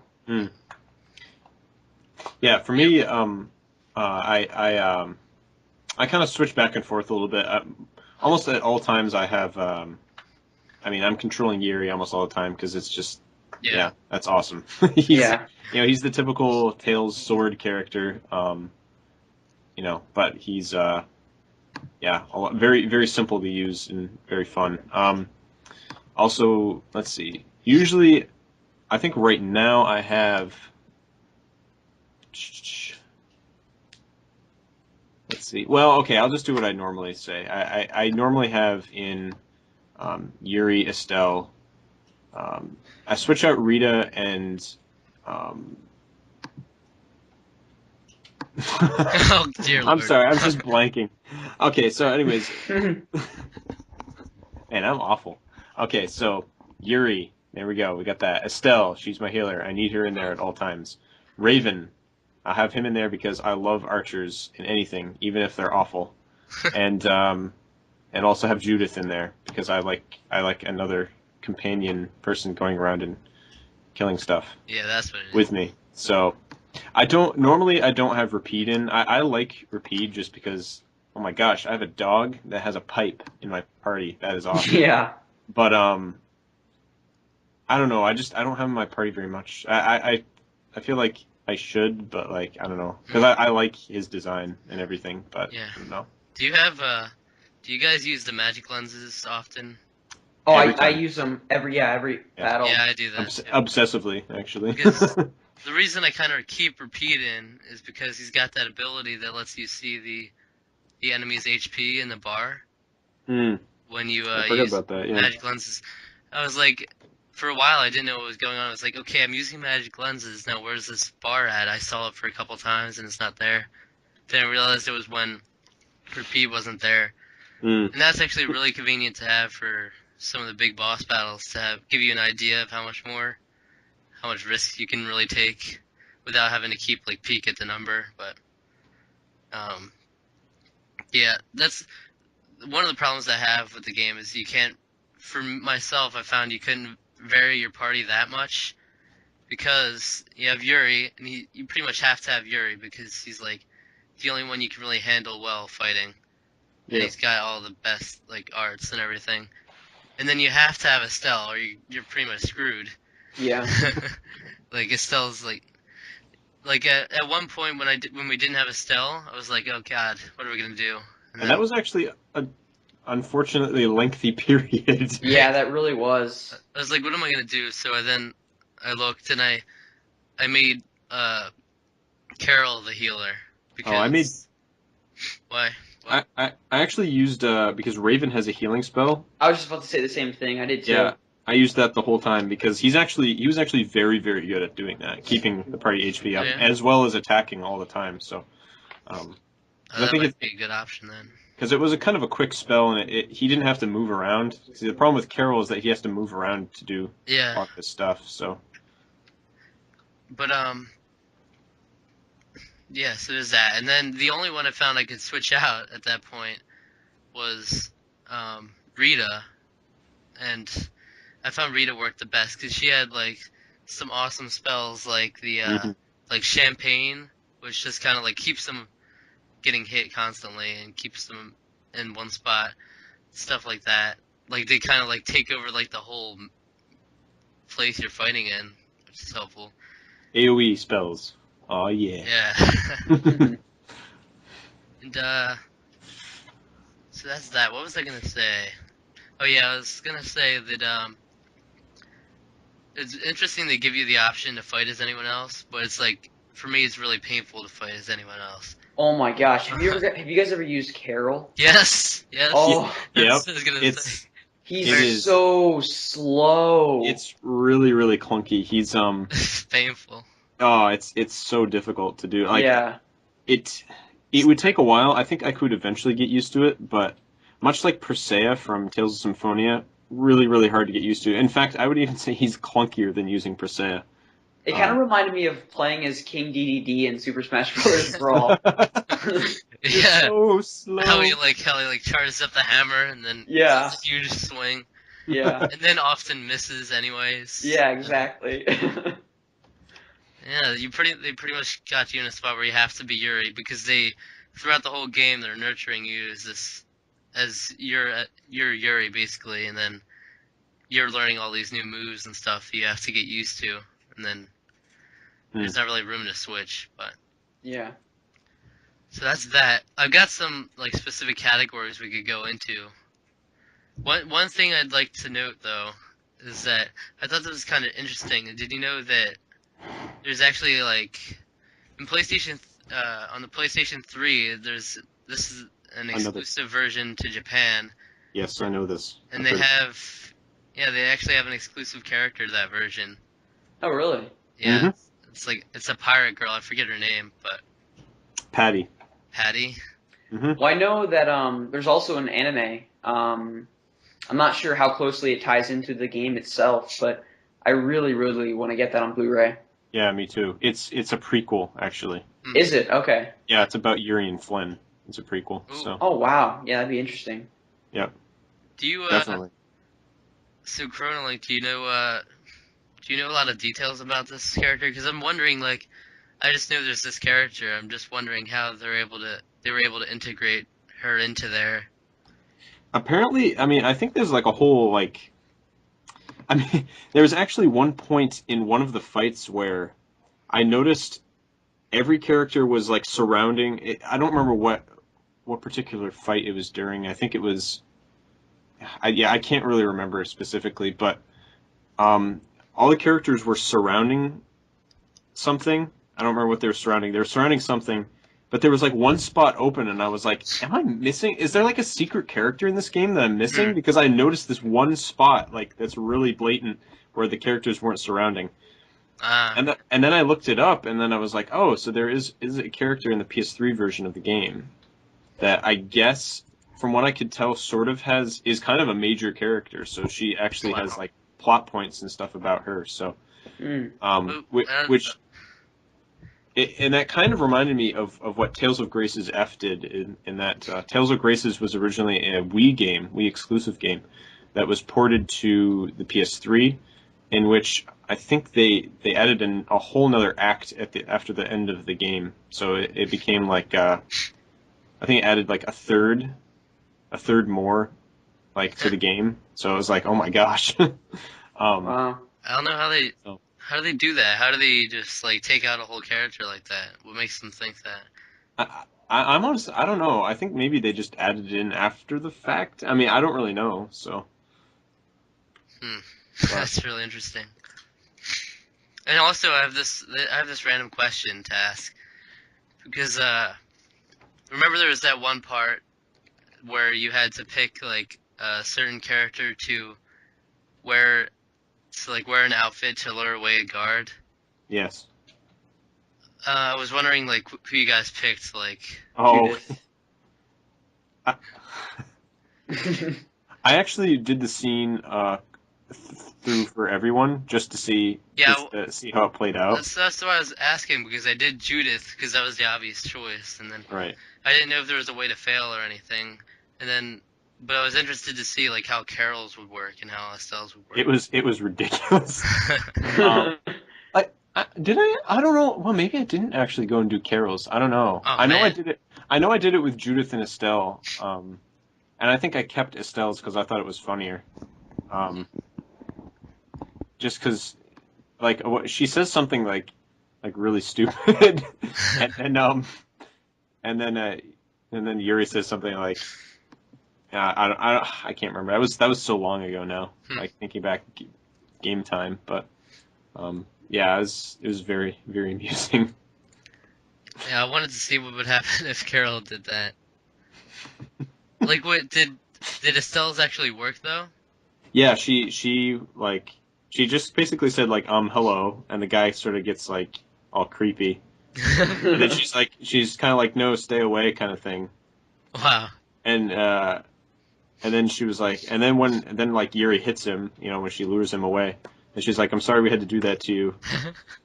And someone says like, well, if we hadn't done that, it would have gotten pretty bad, something like that. I'm guessing it would have worked for Carol's too, which is I'm kind of disturbed to think what would happen then. Yeah, I'd see. That's the thing. I don't know how that like. I should have looked that up. I'll probably look that up soon. Uh, Look it up on YouTube. that was a fun little event though. Did you guys know that you could actually go back there, and then you could Get the costume. yeah, get the costumes you could have What? Can I do that now or? you can. Okay, good. There's the thing is I just didn't feel like there's a certain material I needed because you need like raw materials to do it, and then I just didn't feel like doing it. It was like at a specific spot at nighttime you had to be there to get it. So I didn't really feel like doing it because I think he was gonna give it to Stella first, and then I didn't bother. But yeah, that's one of the side quests. But I have actually at first we should go into this. Did you guys really dabble much in the side quests or no? Not really at all for me. I have not. I've not really. I think I'm going to start doing that now that I've kind of reached near sort of the end game. I think I kind of want to start doing a little bit of that. Just because that's what I tend to do with. That's what I did with Symphonia a lot. I sort of, wait to the end of the game and kind of spend a lot of time doing bonus stuff. Good. That's a good idea because it kind of builds it up more too. Mm-hmm. Yeah.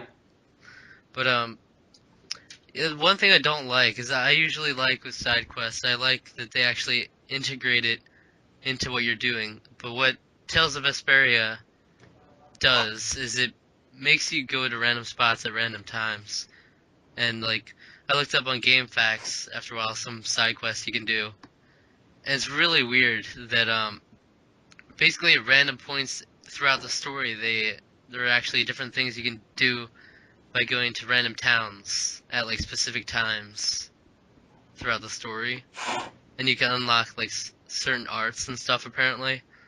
I think that's really weird because like if you have completionists out there who just want to do it normally, like it's not as fun because you pretty much have to look it up at that point because you can't. Are there missables? Like, are there missable side quests? That's my question. That's what I think because you can't expect people to just like check every single town after every event. Yeah. Like how are you supposed to know? Yeah. I do like how sometimes if you hover over a place, it will bring you into there. Later on, there's a point where it does that at certain areas when you float over it. They're like, oh, you want to go check in on this place, and they have a little side quest. But yeah, apparently there's certain times where you go there. But the only ones I bothered with are the Sorcerer's Ring one, which is part of the Fell Arms thing. To get to level 5, you have to do like specific stuff, go to certain air crenes and whatnot, and stuff like that. What level is your Sorcerer's Ring at now? Do you know? Mine's at level 3. I know that's green. Yeah, I think I'm in the same boat. Yeah, level 5, like I was surprised. Like it seems to like reach like really far, and it's like really far and fast. It reaches. It actually makes it a lot more convenient for getting enemies too. Nice. But yeah, that was necessary for the Fell Arms, which, like I said, the Fell Arms are easy to do, to find. But yet again, that's one of the side quests you can't do just by looking yourself, really, unless you scoured the whole map. And another mini game I did, which was for a side quest, was a waiting mini game. Did either of you do this? No, but I saw something you posted on Twitter about it. Yeah, Zavin said he did the same thing. It's so ridiculous. You go there, and they're like, "Oh, hey, one of our girls is missing." It's one of the bars in Dongrass you have to go to. You can still do it, I think. If you go, it's the one on the left, I think. No, yeah, it's more to the left, and then you go in there, talk to the person, one of the girls there, and they're like, okay, one of our people is in here right now, and we wanted to know if you could help us. And then you just pick one of your characters to do it. Yuri apparently is unable to wait for people, so he's not an option. And then, and Repeat can't do it obviously either. So you got everyone else you can do though.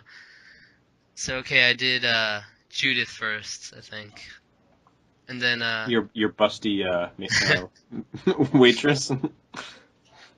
yeah, and then of course they give her a uniform to put on. She's like, "Oh, it's a little tight at the top, don't you think?"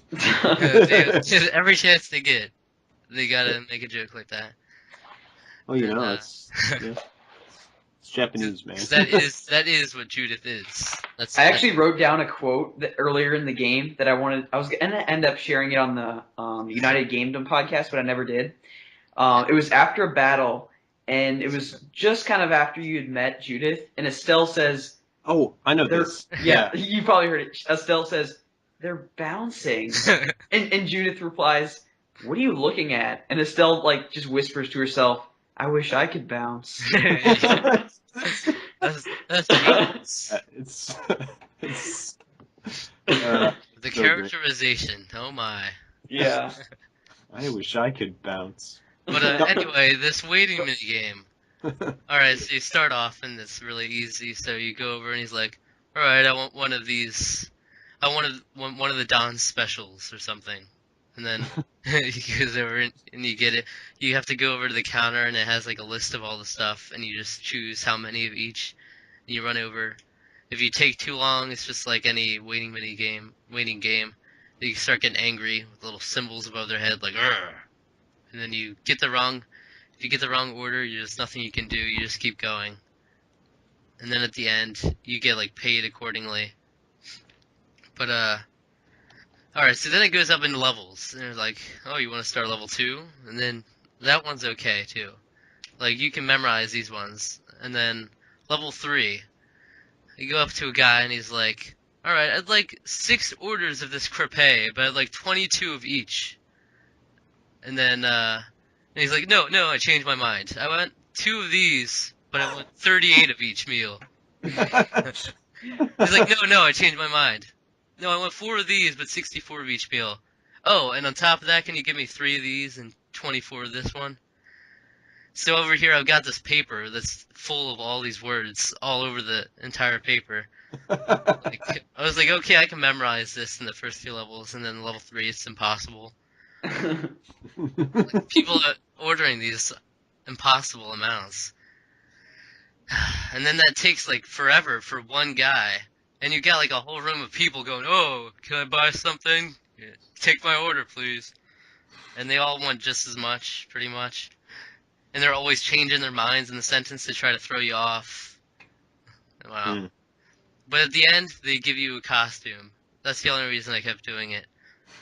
They give you a new costume for each person. So I did Judith, and then I did Estelle, and then I did Raven. Raven's got like, he gets this flamboyantly yellow costume. Pretty nice. Nice summer colors. I use that costume now for him. And, but then after that, I was like an hour and a half of my life was wasted on that. And then I'm like, oh, too many orders. And I didn't bother to do it with Carol. I was like, I'm not really that excited for that, so I can deal with not having it. But, man, was that annoying. But I got a much better costume for him later, which was really nice. Got him, like, nice gold armor. That was pretty good. And then, the Coliseum, did either of you do the Coliseum stuff? Nope. Not yet. I want to go back and do that. Yeah, even where I'm at now, I went to the Coliseum to try it, and they're like, "Oh, we're not taking it. We're not taking people yet." So, which is unfortunate. It's probably like right, really close to the end is when they start taking people in. But No, the one thing I'm really excited about that though is that I know one of the people. Tales games always, generally in their Coliseum matches, they always have people from past games that you get to fight against. Really? Yes, and I know in this one, Kratos Arion from Tales of Symphonia is one of the people that you fight against. Oh wow. I think it's like a team battle somewhere, and there's a bunch of others in there as well. So, Mm. really looking forward to that. Actually, and probably yeah. getting my head handed to me by them. I did the first level. There's like multiple levels. Like I think it starts off like 45, and then it starts off as some smaller number, and then like 45 and 80 and 100. There's like 4 different levels. But it's really I was going through the second session like really easily. Like they give you pretty much plenty of time if you just spam the buttons enough, and then I got to the end, and like you can only enter one person, and then obviously you just have to enter Yuri, and then so I go through this, and I'm like, all right, I'm doing good, and then all of a sudden it just says defeated, and then I look down, it says, and then it has the little icon that says I'm stoned. Oh, I'm like, oh, okay, and then it was just over, done.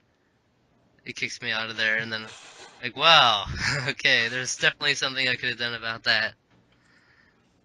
When you don't have anyone to use items on you, yeah, that's an automatic defeat. But yeah, you have a certain submission entry fee, and then it says the prize money. There's a certain amount of prize money for each, and you basically, when you're taking into account how much you're gonna make, you just cut that in half because they make you pay half of that money to enter in the beginning. So, but it doesn't win me anything for the first one aside from the money, but I'm assuming like after the 100-man one that they'll give you something better. But yeah, so that was really annoying. You do fight two of the old characters you usually run into, so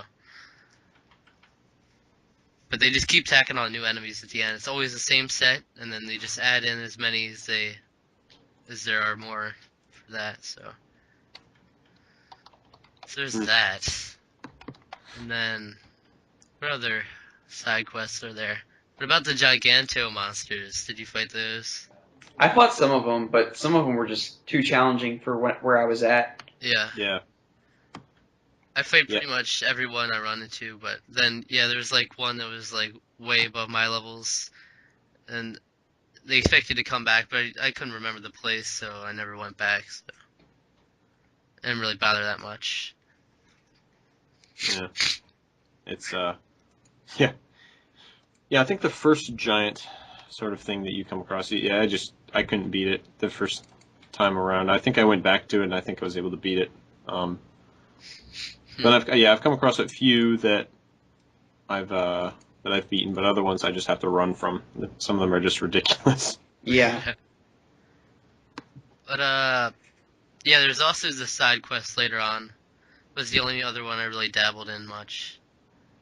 And basically you can go see Flint at a certain place, and then he'll give you like a special art after you like do a little training session with him, and then yeah, that was kind of useful, kind of a useful art to have, but you don't get that until later from where you are. But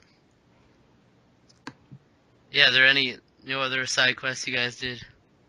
No, like I said, I really haven't dabbled in any side quests at this point. I'm just thinking like what are we considering side quest? I mean like I wouldn't suppose I don't suppose like by side quest you mean I've been very very obsessive with my trying to learn skills for weapons and synthesizing. I've been and it always bothers me when I'm like I can't synthesize something. It's like, no, I don't have extras of this weapon and I can't buy them in this town, so but yeah, I've been having actually a surprising amount of fun doing that in this game. So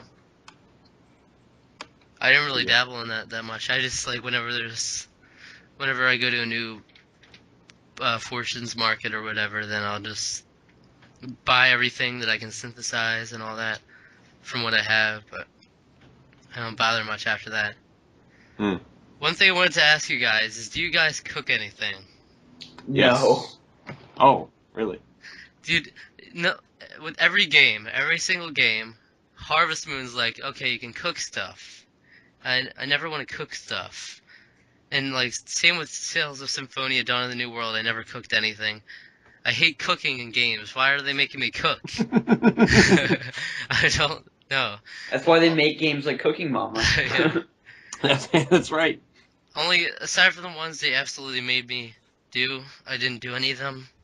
I found it was like, I always talk to that Wonder Chef whenever he's hiding Oh yeah, anyway. I like that guy. Yeah, that guy's a lot more. I don't, he's a lot he's even stranger in this game than in other ones, if that's possible. So instead of a giant fork like he had in Symphonia, he has a giant frying pan that he carries on his back. Yeah. Even though he's not very useful for what I do, I still talk to him every time. Yeah. You know, I'm very thorough with like in RPGs. I talk to everyone pretty much every chance I get. Like I insist on getting like as many dialogue options as possible. I don't like run all the way back to towns talking to people, because I think like the Tales of Vesperia game is like very diverse with this dialogue. Surprisingly, like it seems after every event or like some significant event happens, you can go back and they'll have something new to say about it. Which is Yeah, it's really cool. Yeah. But it's kind of unique. You know, a lot of RPGs are. Or I even think about Twilight Princess in particular. Like characters didn't say stuff after some like major stuff went down. They had still said the same stock thing. So it's nice to actually see some a little bit of variety in there. Just like Pokemon just kind of repeats the same thing. Yeah. And yeah, I like obsessed with like most RPGs now. I'll be like, I'll like stress out when they throw me into a middle of a place of like a huge town. I'm like, oh god, which way do I go first? Because like I gotta start from like left to right. Like, okay, let's talk to all the people over here, move over here, and then I'll move to the right and be like, and then I'll start a cutscene. I'll be like, ah, darn, I ran into a cutscene. I always try to leave like the cutscenes still the last thing I do. Yeah. Another thing that annoys me in RPGs is that when I'm exploring like dungeons and like that one cave area, and there's like branching paths, like, all right, then I'll have to decide like which one looks like it's where you progress the story, and which one looks like it's where you get the additional stuff. Yeah, I run into that so often. And then I'll go like, oh, this one looks right, and then it runs me into a cutscene and throws me out of the place. I'm like, god darn it! Now I'm gonna have to run back there. Yeah. Yeah, I have problems with that. But so what do you cook? How often do you cook, Chrono? I try to cook after. I mean, oftentimes I look at how I'm doing after battle, and it's a good kind of way to conserve items a little bit, especially depending on what if you have better recipes and such. Like I have one right now that that will heal 30% of my health for everybody. So that's pretty good. After just a post battle thing. I also have another one hot linked to for 10% TP at the end of battle, or maybe it's 15. And then I also have one to increase.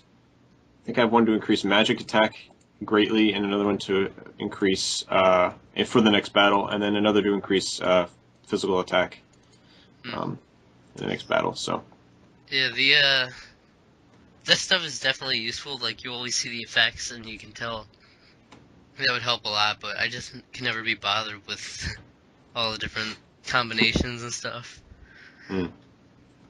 That's the same with like fighting games. How I can never be bothered to learn all these elaborate combos and everything. Yeah. That's why I'm always like I get a bunch of fighting games, but I don't play them all that much, and it's impossible to be competitive on there. And yeah, so I'll just be hitting like the same buttons and just mash the buttons. press them all at the same time repeatedly.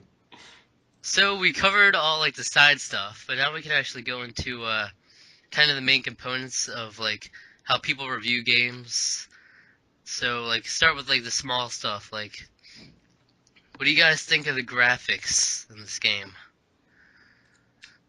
I honestly don't think they could be any better. I mean, it's just basically all you could ask for a Tales of game, and really just a JRPG in general. Like, as I've said in my videos, it's like an interactive anime, basically. Mm-hmm. I love it. Yeah, the game has kind of this nice. It has it's cell shaded, but it kind of has this like almost a watercolor feeling at certain points. Yeah. I know certain vistas that you see. Like there's one really early on that you're in this one sort of little, I think it's like some hill or something, Mead Hill or something like that. I don't remember. But you kind of are walking across, and then you come across this vista that's just over the central like sea area. And it's just like gorgeous to look at. It's just jaw dropping actually. And for a game that came out in 2008, to still do that is, pretty impressive. Yeah. I think some people would probably be like, oh, this game, I don't like the graphics, they're cartoony or whatever. But I think, I love them. I think they're really, really nice. Yeah. And it fits the style. It just looks like an anime that's, you can interact with. So it's really great. Yeah. Cell shading is definitely my favorite graphic style, I think, out of everything. And, yeah, it's just like, it's very clever to use cell shading too, because it's hard to do cell shading wrong, because it's not that difficult to do, and it's also, it's easy to make it pleasing to the eye too. Right. Like if you do realistic graphics like Heavy Rain or Uncharted, then you're stuck where you have to live up to some standard. Yeah. But cell shading, it can go its own style whenever it wants, and I find with these games, like the colorful places like look especially good. Like the dark places don't really stand out for me, but like when it's colorful, like lush green places, then it always looks really nice. And with water, yeah. Yeah, the colors really pop. Mhm. Quite a bit. And kind of going with that, what about the music? I'm gonna go ahead and say that the music actually in this game isn't what really drives the game. It didn't really impress me that much, like a Final Fantasy game, or I don't know. There are definitely some memorable tunes, like in what is it, Dawngress, yeah. I love the tune. I love that. It's so great. Dun, dun, dun, dun, dun, dun. Yeah, it's pretty great. Yeah, I love that. And then at the harbor level, it's like Kappa Noir or Nor or whatever Nor it is Harbor? there. Yeah, Nor Harbor, I think. It's very pleasant, like tropical tune. I just love it. It's very catchy. Yeah.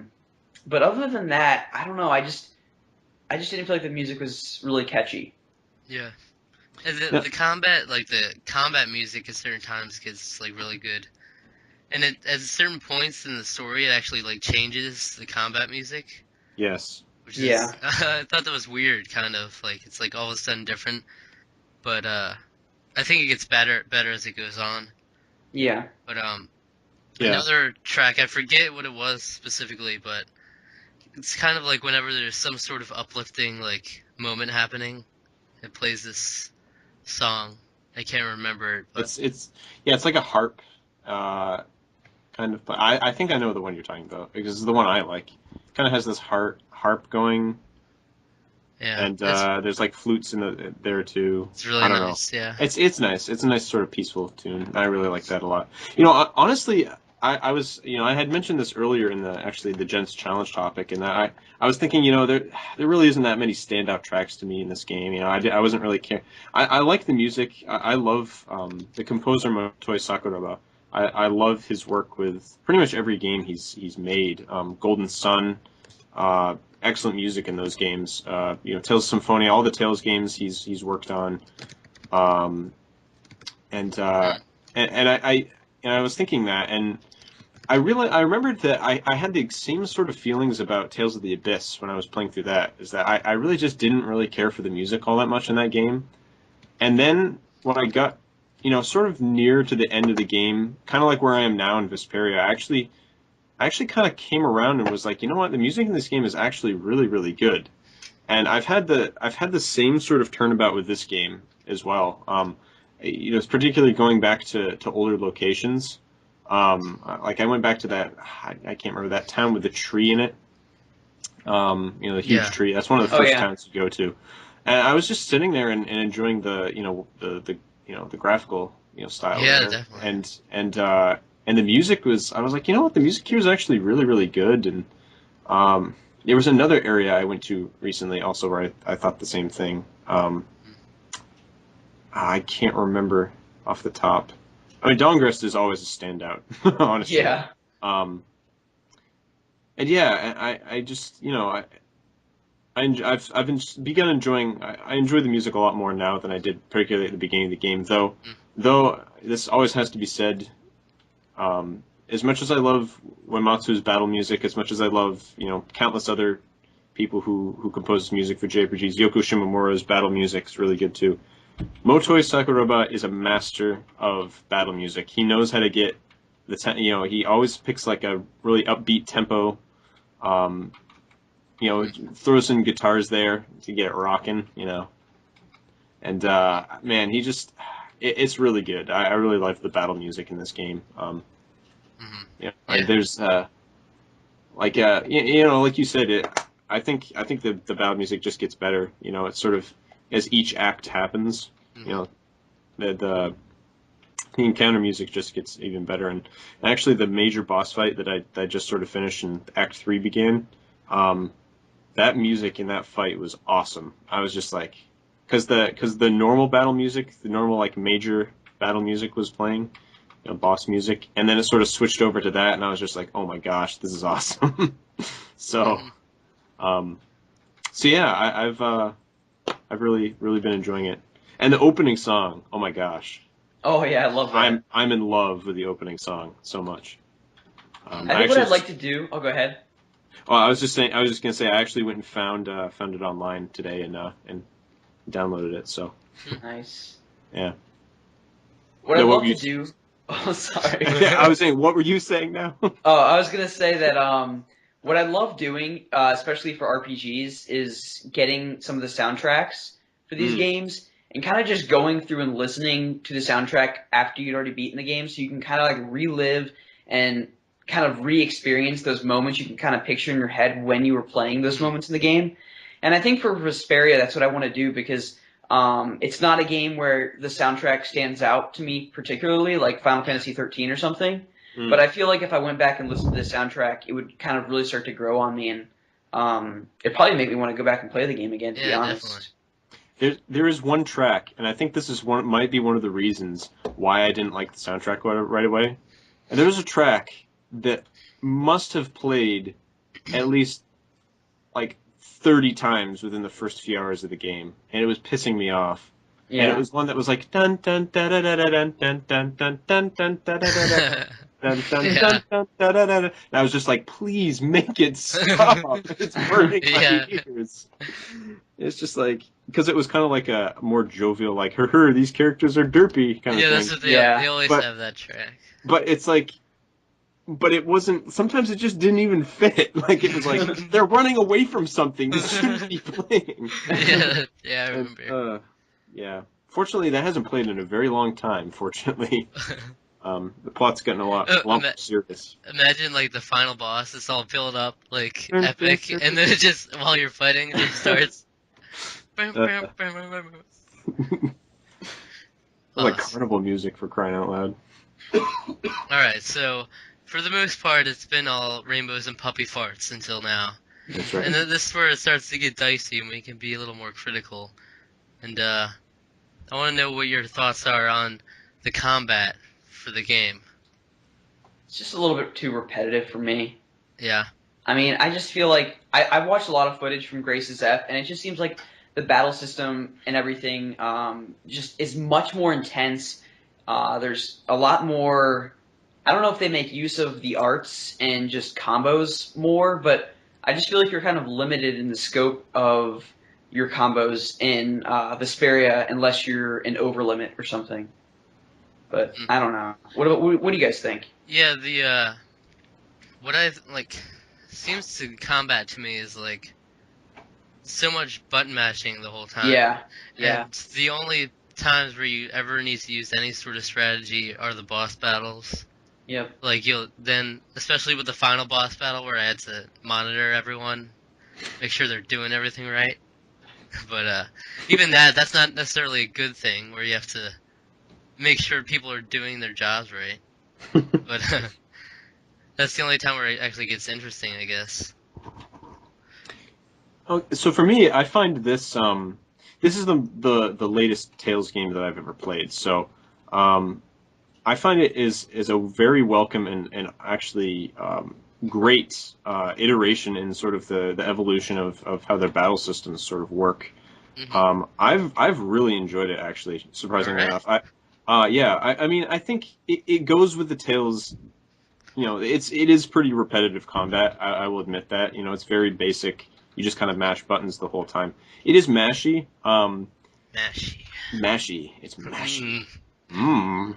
But anyways, um, but I don't know. I really like the differences that have come. Like those are probably why I like it so much because you know I've played through Tales of Symphonia probably 3-4 times. I That's played true. through Dawn of the New World a couple of times, Abyss once, and Abyss and Dawn of the New World have almost the same battle system. I think is like there's like one difference. I think they're almost exactly the same. And you know, those that introduced free running, which was this game would.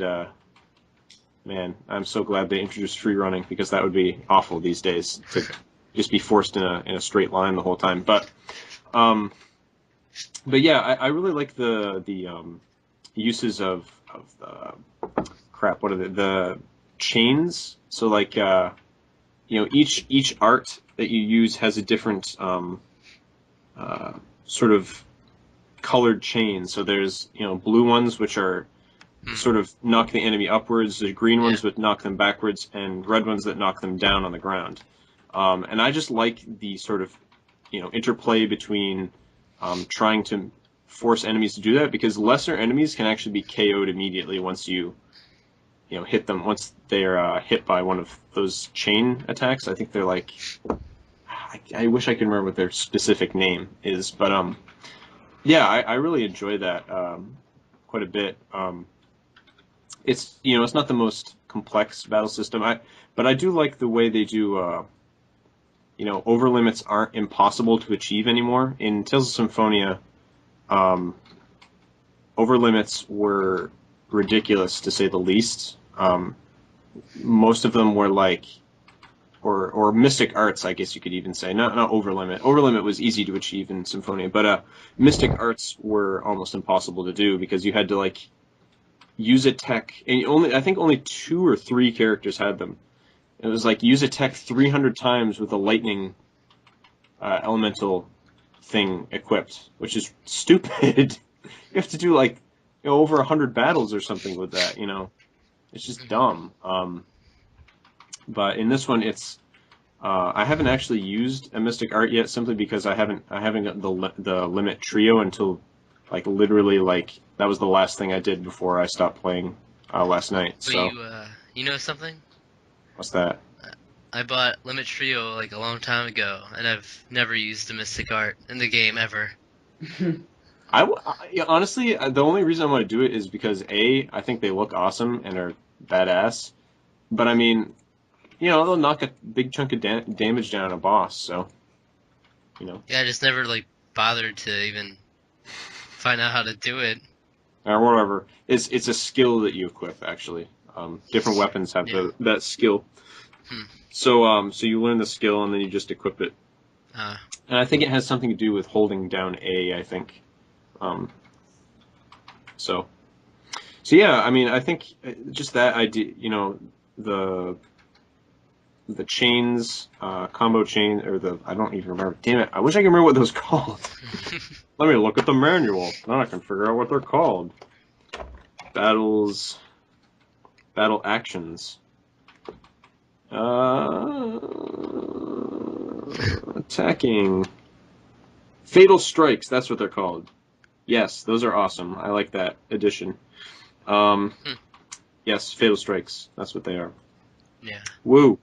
I remembered it. Yes. So, and by remembered, I mean actually Yeah, looked up this manual and looked inside. Yeah, so I like that.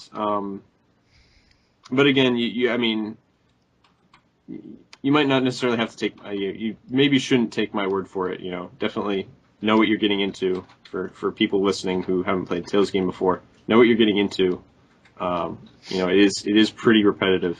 So, I've just always kind of enjoyed it. Like, it's not like necessarily a great battle system, but it's certainly one that's active, I guess you could say. So, at the very least.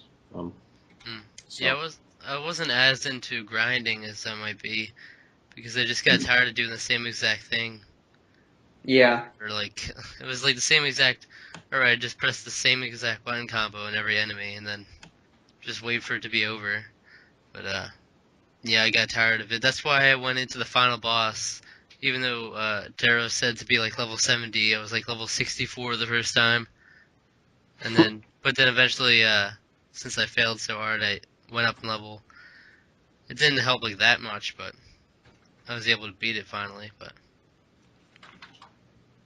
yeah, luckily they didn't really require grinding that much throughout the game. Yeah, From what I've seen. Yeah. There was only one part really early on. There was like one boss fight that was just ridiculously hard. Really early on. Oh yeah, I do. It was some like beast. I don't remember what it was specifically. Yeah, I think I know what you're talking about. And but yeah, there you go. But Rusty, you actually did a lot of grinding, didn't you? Yeah, I did earlier in the game, and it's kind of paid off. Like, I haven't even gotten to. I'm just gonna go ahead and say his name. Maybe I shouldn't. I won't. Okay, I won't. But I've just gotten to the boss that you beat that kind of sends you off into the third act of the game, and all my characters are at level 60 right now. I'm not really sure if that's ahead of the game or not. Well, yeah, it is a yes. bit. I'm around level 54 with everyone, 54, 55. Okay, so yeah, I've done my fair share of grinding then. I mean, a lot of times, like, when I come home from work, I don't really feel like progressing in the story just because I don't feel like paying attention. So what I'll do is I'll literally just put on a podcast for 2 hours and just run around and grind. And then on the weekends, that's when I kind of really turn off everything and really kind of pay attention to the story and kind of make my progression in the game. So since, 5 days out of the week I'm at work, and I don't feel like doing anything when I come home, I basically just spend like 2 hours a night grinding. So, that's kind of how my characters are kind of so high leveled, if you will, right now. So I guess that'll make the game, that kind of the near end of the game here, go pretty smoothly, which will be nice. But so yeah. Also, a random note. Oh. That was my roommate. Yeah, that's what I thought. But a random note. In the final boss is such a dick that he has a mystic art that's called Brave Vesperia. Oh my gosh, that's mean. He's like, Brave Vesperia, and he brings everyone down to 1 HP. And he's all happy about himself. I don't know if you'll be able to experience that much if you don't reach the third form or not. I think you might use it like once or twice otherwise, but because he has a couple mystic arts he uses, but that's crazy. Anyway, the last main thing I think we got here is the characterization. Now, first of all, who's your favorite character? Let's ask that.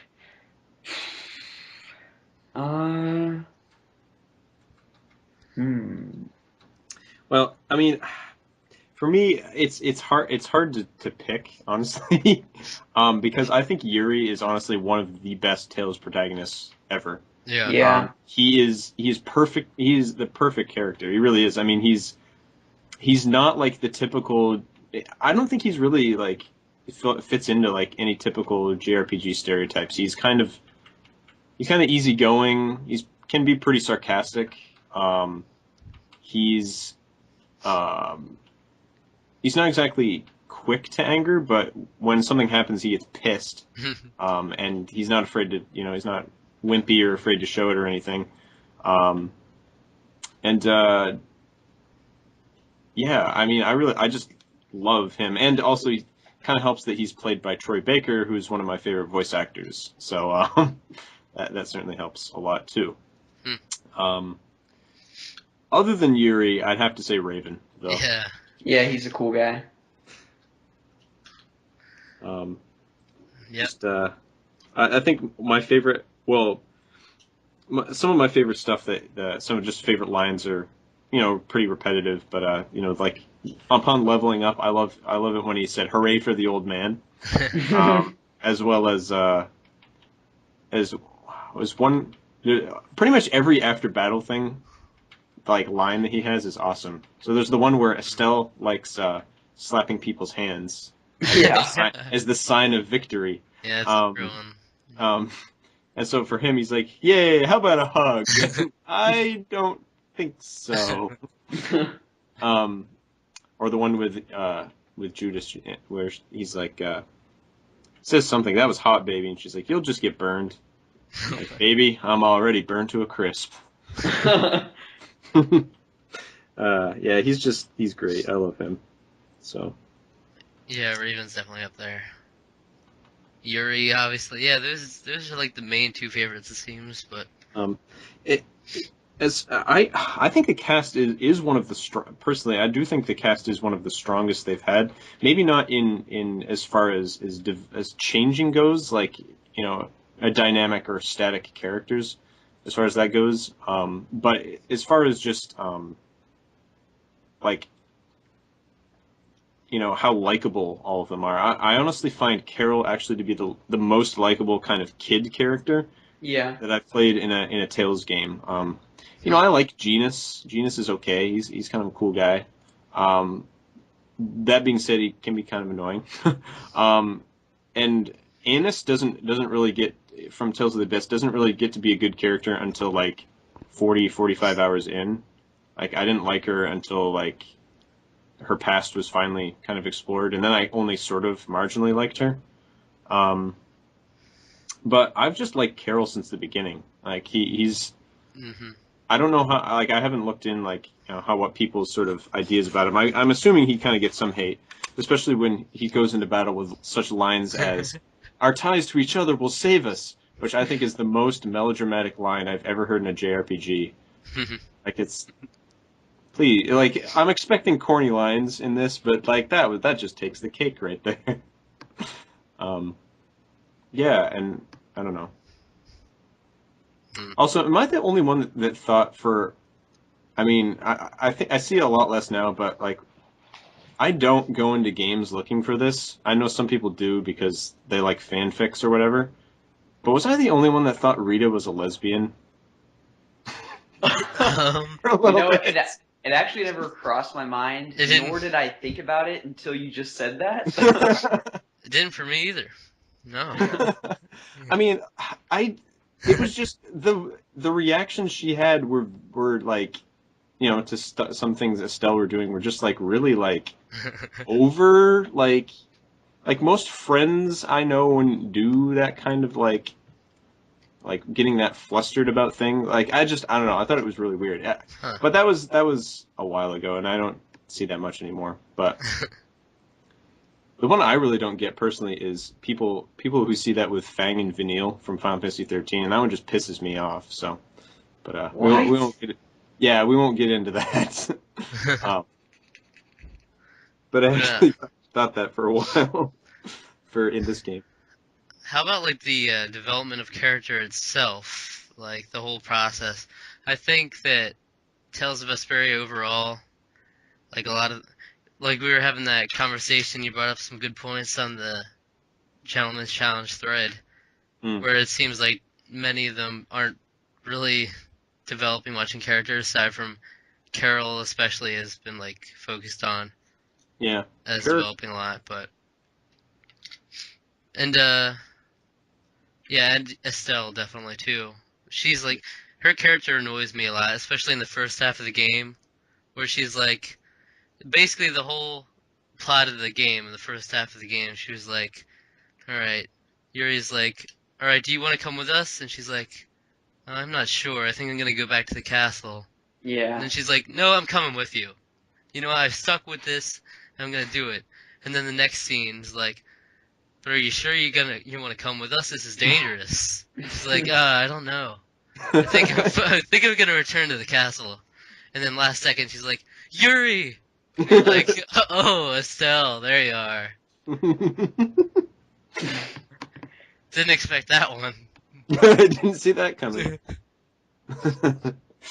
And then she was like gone for an extended period of time. It's like, oh, is she actually gonna stay there? She's like, and then they found some excuse to bring her back in there. She was like, oh, Rita's got to do this project, and I guess I'll tag along. I guess. Oh, and while you're at it, we might as well all go together. Oh, nice. Oh, okay.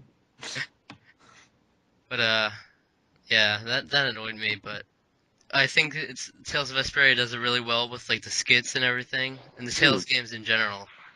They're like kind of a unique way to do it. Like I said, that's like a perfect way to do it to maintain like, so they don't have to do super long cutscenes. They can just spread skits out along, and if you're interested, you can just check them out. And like that maintains like an equilibrium between like the combat and the exploring and even the story all together, and they work cohesively. Even the end of the combat things are kind of some character development with those ending lines. Yeah. Obviously, by a certain point, you just get repeats, but yeah, I think it works well. What about you guys? What do you think? In terms of just like how the characters develop? Do they? Well, I thought Yuri especially, because you come into contact with kind of the different characters throughout the game, and I feel like in the beginning of the game he kind of has this I don't even know how to describe it, but I feel like as the game progresses, he kind of takes on this role with Estelle where he kind of flirts with her. I think they kind of have this kind of almost hidden romantic relationship where they kind of like each other. But then, when he meets Carol, he has almost like this father figure, older brother type of relation with him, and just always encouraging him and, encourages him to kind of start this guild. And, when Carol gets discouraged, he kind of, comes to him and, as an older brother or father would, he just kind of says, keep your head up, you got this. And, in those instances where there was kind of some evil people, he wasn't afraid to literally kill them and kind of not tell anyone about it. Yeah. So he kind of has this deceitful kind of almost evil side to him. But all in all, I just think he's such a well-developed and I don't know. He really, like you said earlier, Alec, he doesn't really have a distinct stereotypical kind of RPG. Yeah. I don't even know. I mean, he's so many different characters in one, and I just think that's really awesome. Yeah, because I had that title equipped on Forever Vigilante, because the scenes where he's doing that are just like, those are like some of my favorite scenes, just because it's like, my God, like I had never seen anything really like that in a JRPG before, and someone doing that pretty coldly too, Yeah. And one thing to me that sort of bothered me is that some little things like that haven't like come back or haven't like returned, kind of, I guess you could say. They haven't been brought up, you mean? Yeah, like they haven't. Yeah. Like, I guess it's sort of that one's plotline's a little bit over because everybody in the party knows about it now, and I've sort of come to terms with it. But I don't know if he's really come to terms with it himself. That's the thing. Like, I'm not sure how well that he has as himself. Like, would he do that again, kind of thing? And but at the same time, like, I think it's really conflicting to me because I really think the characters are really well developed in some instances. But in other ways, I don't think there are like ways that the plot has gone that I didn't expect, maybe, or that I didn't think developed the right way per se, such as like like the one scene where you reunite again with Estelle. It's just kind of like, hey, hey, Yeah. and then it cuts to a cutscene with Yuri and Flynn talking, and I'm like, what happened? Like, what's Yeah. going on? Yeah. And it's just like they didn't explain like, like anything. Like I know, I mentioned this in the topic. I was like, Final Fantasy IV, like, relished on like they loved like interaction like that between characters. Like after like huge reunions or emotional things, like I'm was reminded of like Rosa and Cecil, like the big reunion that happens in there, and like that's like a nice lengthy, satisfying scene. I was not satisfied there. Um, though I was actually after the second act sort of completes, I was satisfied with the scene that had happened after that. So that was more welcome development. But I don't know. I mean, I I know I was writing that in the topic, in that topic in the gentleman's challenge, and as I was actually writing it, I was like, I was really conflicted with myself, and then I was like, but I was thinking at all at the same time. It's like, man, I just can't wait to get back like tomorrow and play it again. And I'm like, but why am I thinking that? Aren't I saying here that I'm like not really like anticipating the story, but I Yeah. totally am though. And yeah, so I don't know. I think there are some subplots that I think just didn't have the payoff that I was expecting, but maybe they will eventually. I don't know. So One last random thing for characters that I wanted to mention. I wanted to know if you guys thought the same thing. It's from the beginning. I was surprised that because I was expecting the entire time. I looked at the cover. Flynn to be the main character. Yeah, to be. I expected him to be a permanent party member or something. Yeah, same here. yeah. Like they build it up so much, like that stupid thing in the beginning where they kept chasing him and he was never there. Yeah. That generic like. Right. Yeah. It's never like there. he's not here. Oh, okay. But then I expected like when you finally found him, like especially in that alleyway when you first encountered him, and then yeah. they could be like, oh, and then something would happen, he'd have to join up with you, Right. and you'd be stuck together. But there was only one point in the game where you have to be with him, and that's for like a second, and then it's done. But yeah, I was surprised that was never a thing. Yeah. Yeah. I'm pretty surprised too because, well, I mean, most of the Tales games that I'm thinking of have 8 party members. You only have 7 party members, so it's like, I think that goes back to what we were talking about, that Patty character. Yeah. It's using the PS3 version only, which came out, I think, it came out sometime after the 360 version, I think, but Really? yeah, and it was Japan only because, That's weird. well, the 360 doesn't really sell in Japan. Yeah. And so they're like, we need more money from this, so let's port it. Spaceballs 2, the quest for more money, but but yeah, so I honestly thought like that I had this. I mean, I had this idea that because sort of this sort of resistance that Yuri kind of showed towards Flynn and his way of doing things, that there would be some tension, and that there would be kind of like, they'd have to resolve some of their differences, and that Flynn would eventually come in your party. But that hasn't happened because both of them still have different sort of ideals, which is interesting because even at this point where they still agree on all kinds of things, they still have this, they have different ways of doing things, and I think that's really a really interesting sort of dynamic that I really enjoy about the story and about the way the characters interact, and I think what would make the movie really, really great, which I'm really looking forward to watching eventually. Yeah, thinking of it now, I actually think that if he was a party member, Flynn, and like was with them for most of the journey, that actually would have provided a lot for like the skits. I think their relationships would have worked really well for those. They'd constantly be like butting heads probably. Yeah. And having to like settle these differences. So yeah, I'm surprised they didn't do that, something like that. But at the same time, I think it was the correct thing to do, because if you think about the position Flynn's in, that's not something most people would just abandon to go out on a journey, Right. Especially Yeah. later on as time goes by, he He gets becomes promoted. especially more needed, yeah. Yeah. So it wouldn't make sense for him to be like, alright, I'll just join you guys because this is an RPG and we need more characters. Mhm. Yeah. So in that way, that was pretty smart of them. Because most people logically would have thrown him in there, but... Yeah, anything else to add? Anything about the storyline overall that you thought was interesting? Like, do you like the storyline overall, the whole concept of it? Personally, I do. I do quite a bit. I mean, some of the things I've looked up kind of in more detail just to kind of get some more backstory. As far as like the Blastia and the air and all these different kind of technical jargon that's in the game. But as far as the overall story, I enjoy it quite a bit. Yeah. Mhm.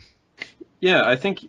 I mean, one of the things I thought was great, is I feel that the game has done what what I say is the game has done what most Tales game or what all Tales games do, is that the game feels differently now than it did at the beginning. Like the story Oh has yeah. taken different is taken a different tone, kind of. Yeah. You're in a very different place than where you were where you started Yeah, out. you would've- It almost feels like a completely different game, which I really love about Yeah. about the stories of these. You would have And thought you'd be chasing Flynn for the whole game from the yeah, beginning. much. It's just like, and then finally and then he's like the final boss. That's Oh, sometimes. Flynn, we found you. Hey, turns out I'm actually evil. We- Dang it! Let's fight. Darn! We chased you for nothing. Yeah. So, so yeah, I've really, for a while, there was one part in the story where I was just getting really like confused, just because, okay, what are we doing? What's our main motivation here now? Because there was one part in the game where it was like, okay, we need to do this, but we need to do this first. But then let's do this one Yes. thing because it came around. But okay, we have to remember our main goal is this. Yeah. Okay, so we're gonna do this thing now. Wait, what? So what are we doing? I don't understand. And it was just made more and more confusing by the fact that Estelle couldn't make up her mind. Which Yeah. honestly, I think that was purposeful.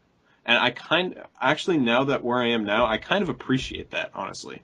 As frustrating and as annoying as I look back on that and think it was, I think I understand why they did that. I think. Huh. As much as it pissed me off. Yeah. Um, I kind of think it would have been more interesting if they split up the party more often, because it yeah. seems like throughout the whole game they were like, okay, we've got 3 different objectives here, so we'll split up. But then like a second later, they'll find an excuse where they all just end up going with each other anyway. And they're like, oh, we'll just do that later. Yeah. Because Yeah. I'd rather be with you guys, so. That's right. That's right. More diversity would have been nice, but Mm.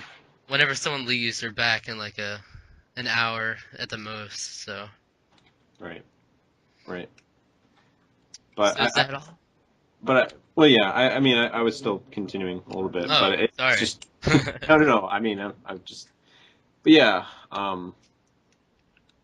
Yeah. I mean, I think for a little while it took me a little bit to get used to the sort of the technical terminology, but Yeah. I get it eventually, and now that I kind of understand it a little bit more, I mean, I'm a person that just loves that kind of thing, honestly. Like, I just don't think it was necessarily explained the best way they Yeah. could have, as quickly as they could have, anyways. Yeah.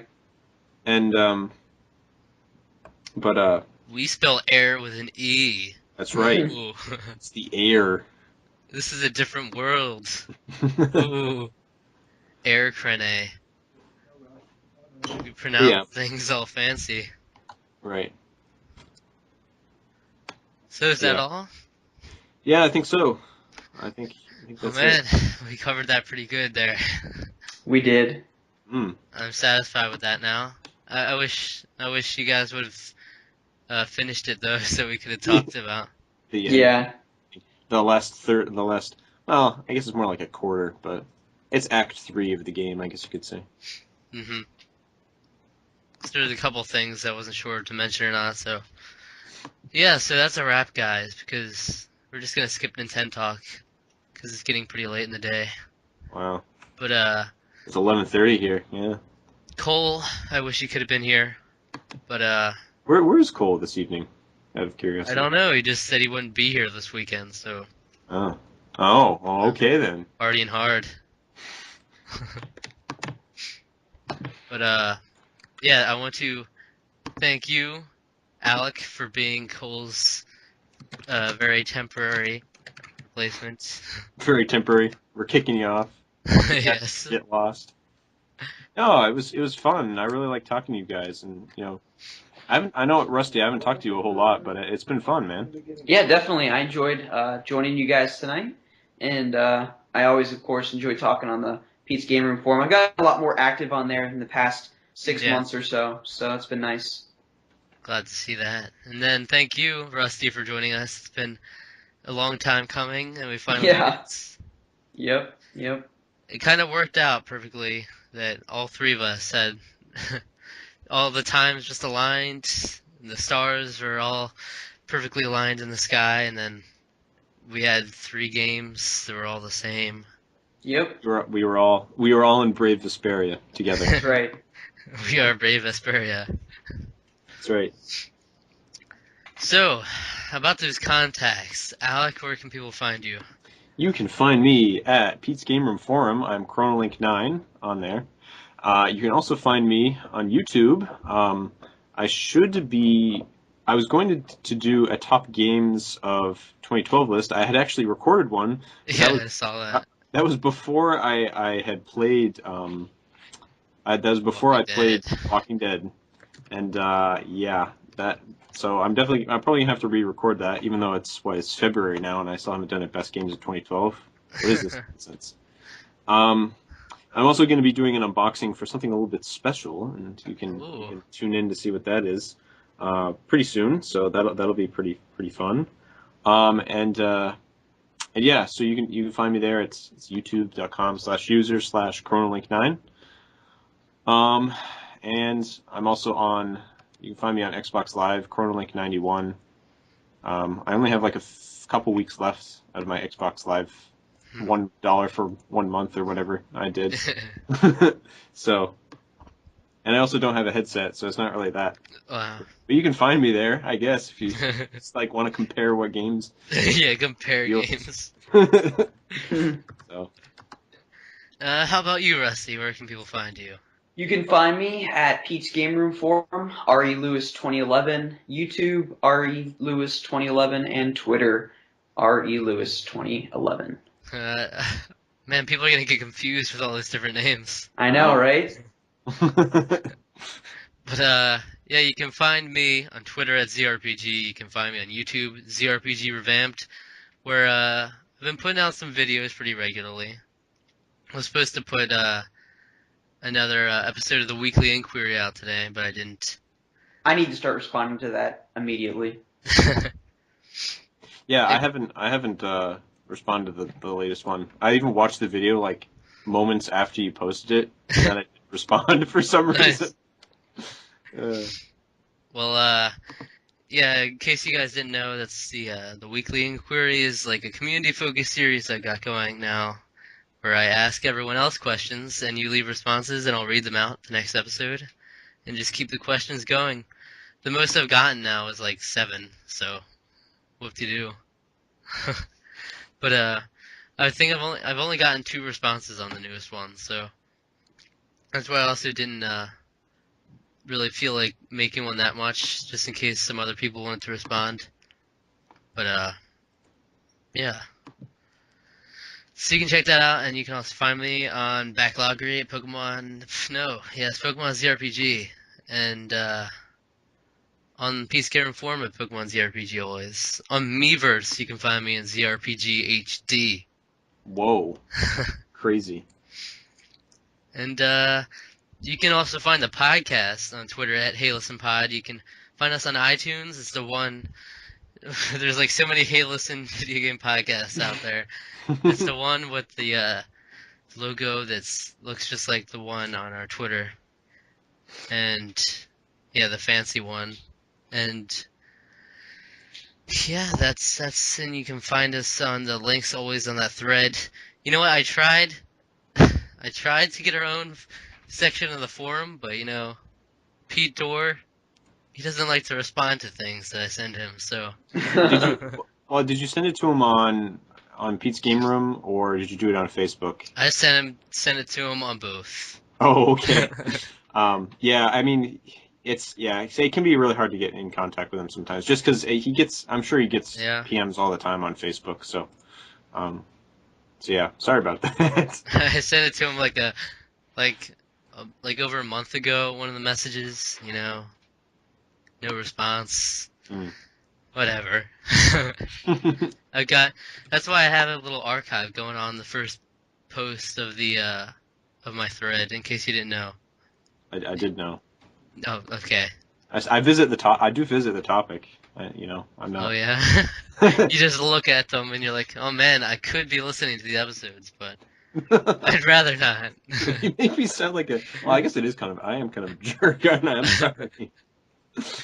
But and Cole, you can find Cole on Twitter at ColeAnnoyingNav, because you can't fit Annoying Navi. You can't find him on Pete's Game Room Forum because he's like never on there, not even on our own thread. So that's that. And yeah, that's basically all you can find him at. That's like usually like the only thing he mentions really. But it's like a ninja. Yeah. Thanks for everyone listening today. I hope you enjoyed it even without Cole, because he's kind of an essential part of this. He does the prank calls, which brings a certain flavor to it, but I'm sure they'll be returning next week. It all depends. So. Very cool. Hold on here. I think you need to lead this episode in with Ring a Bell, though. Honestly, you need to do it. I need to? Wow. Yeah.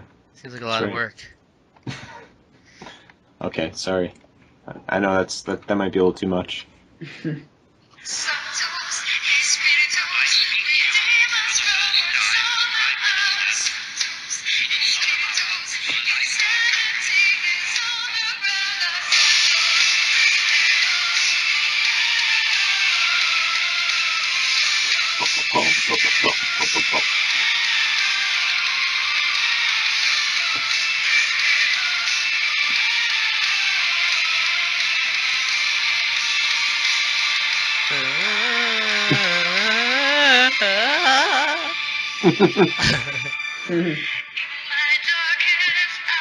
You can hear this track and more on the Gentleman's Music Challenge.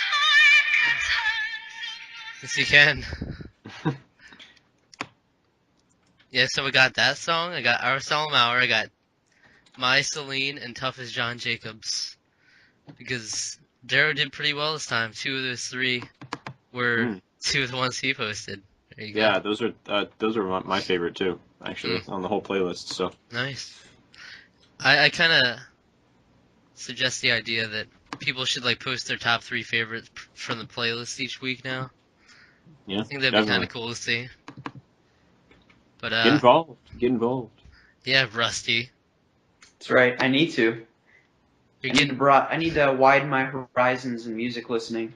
Yeah, you're getting rusty at this whole music listening thing. Oh, pulling a Gamester 81 on me.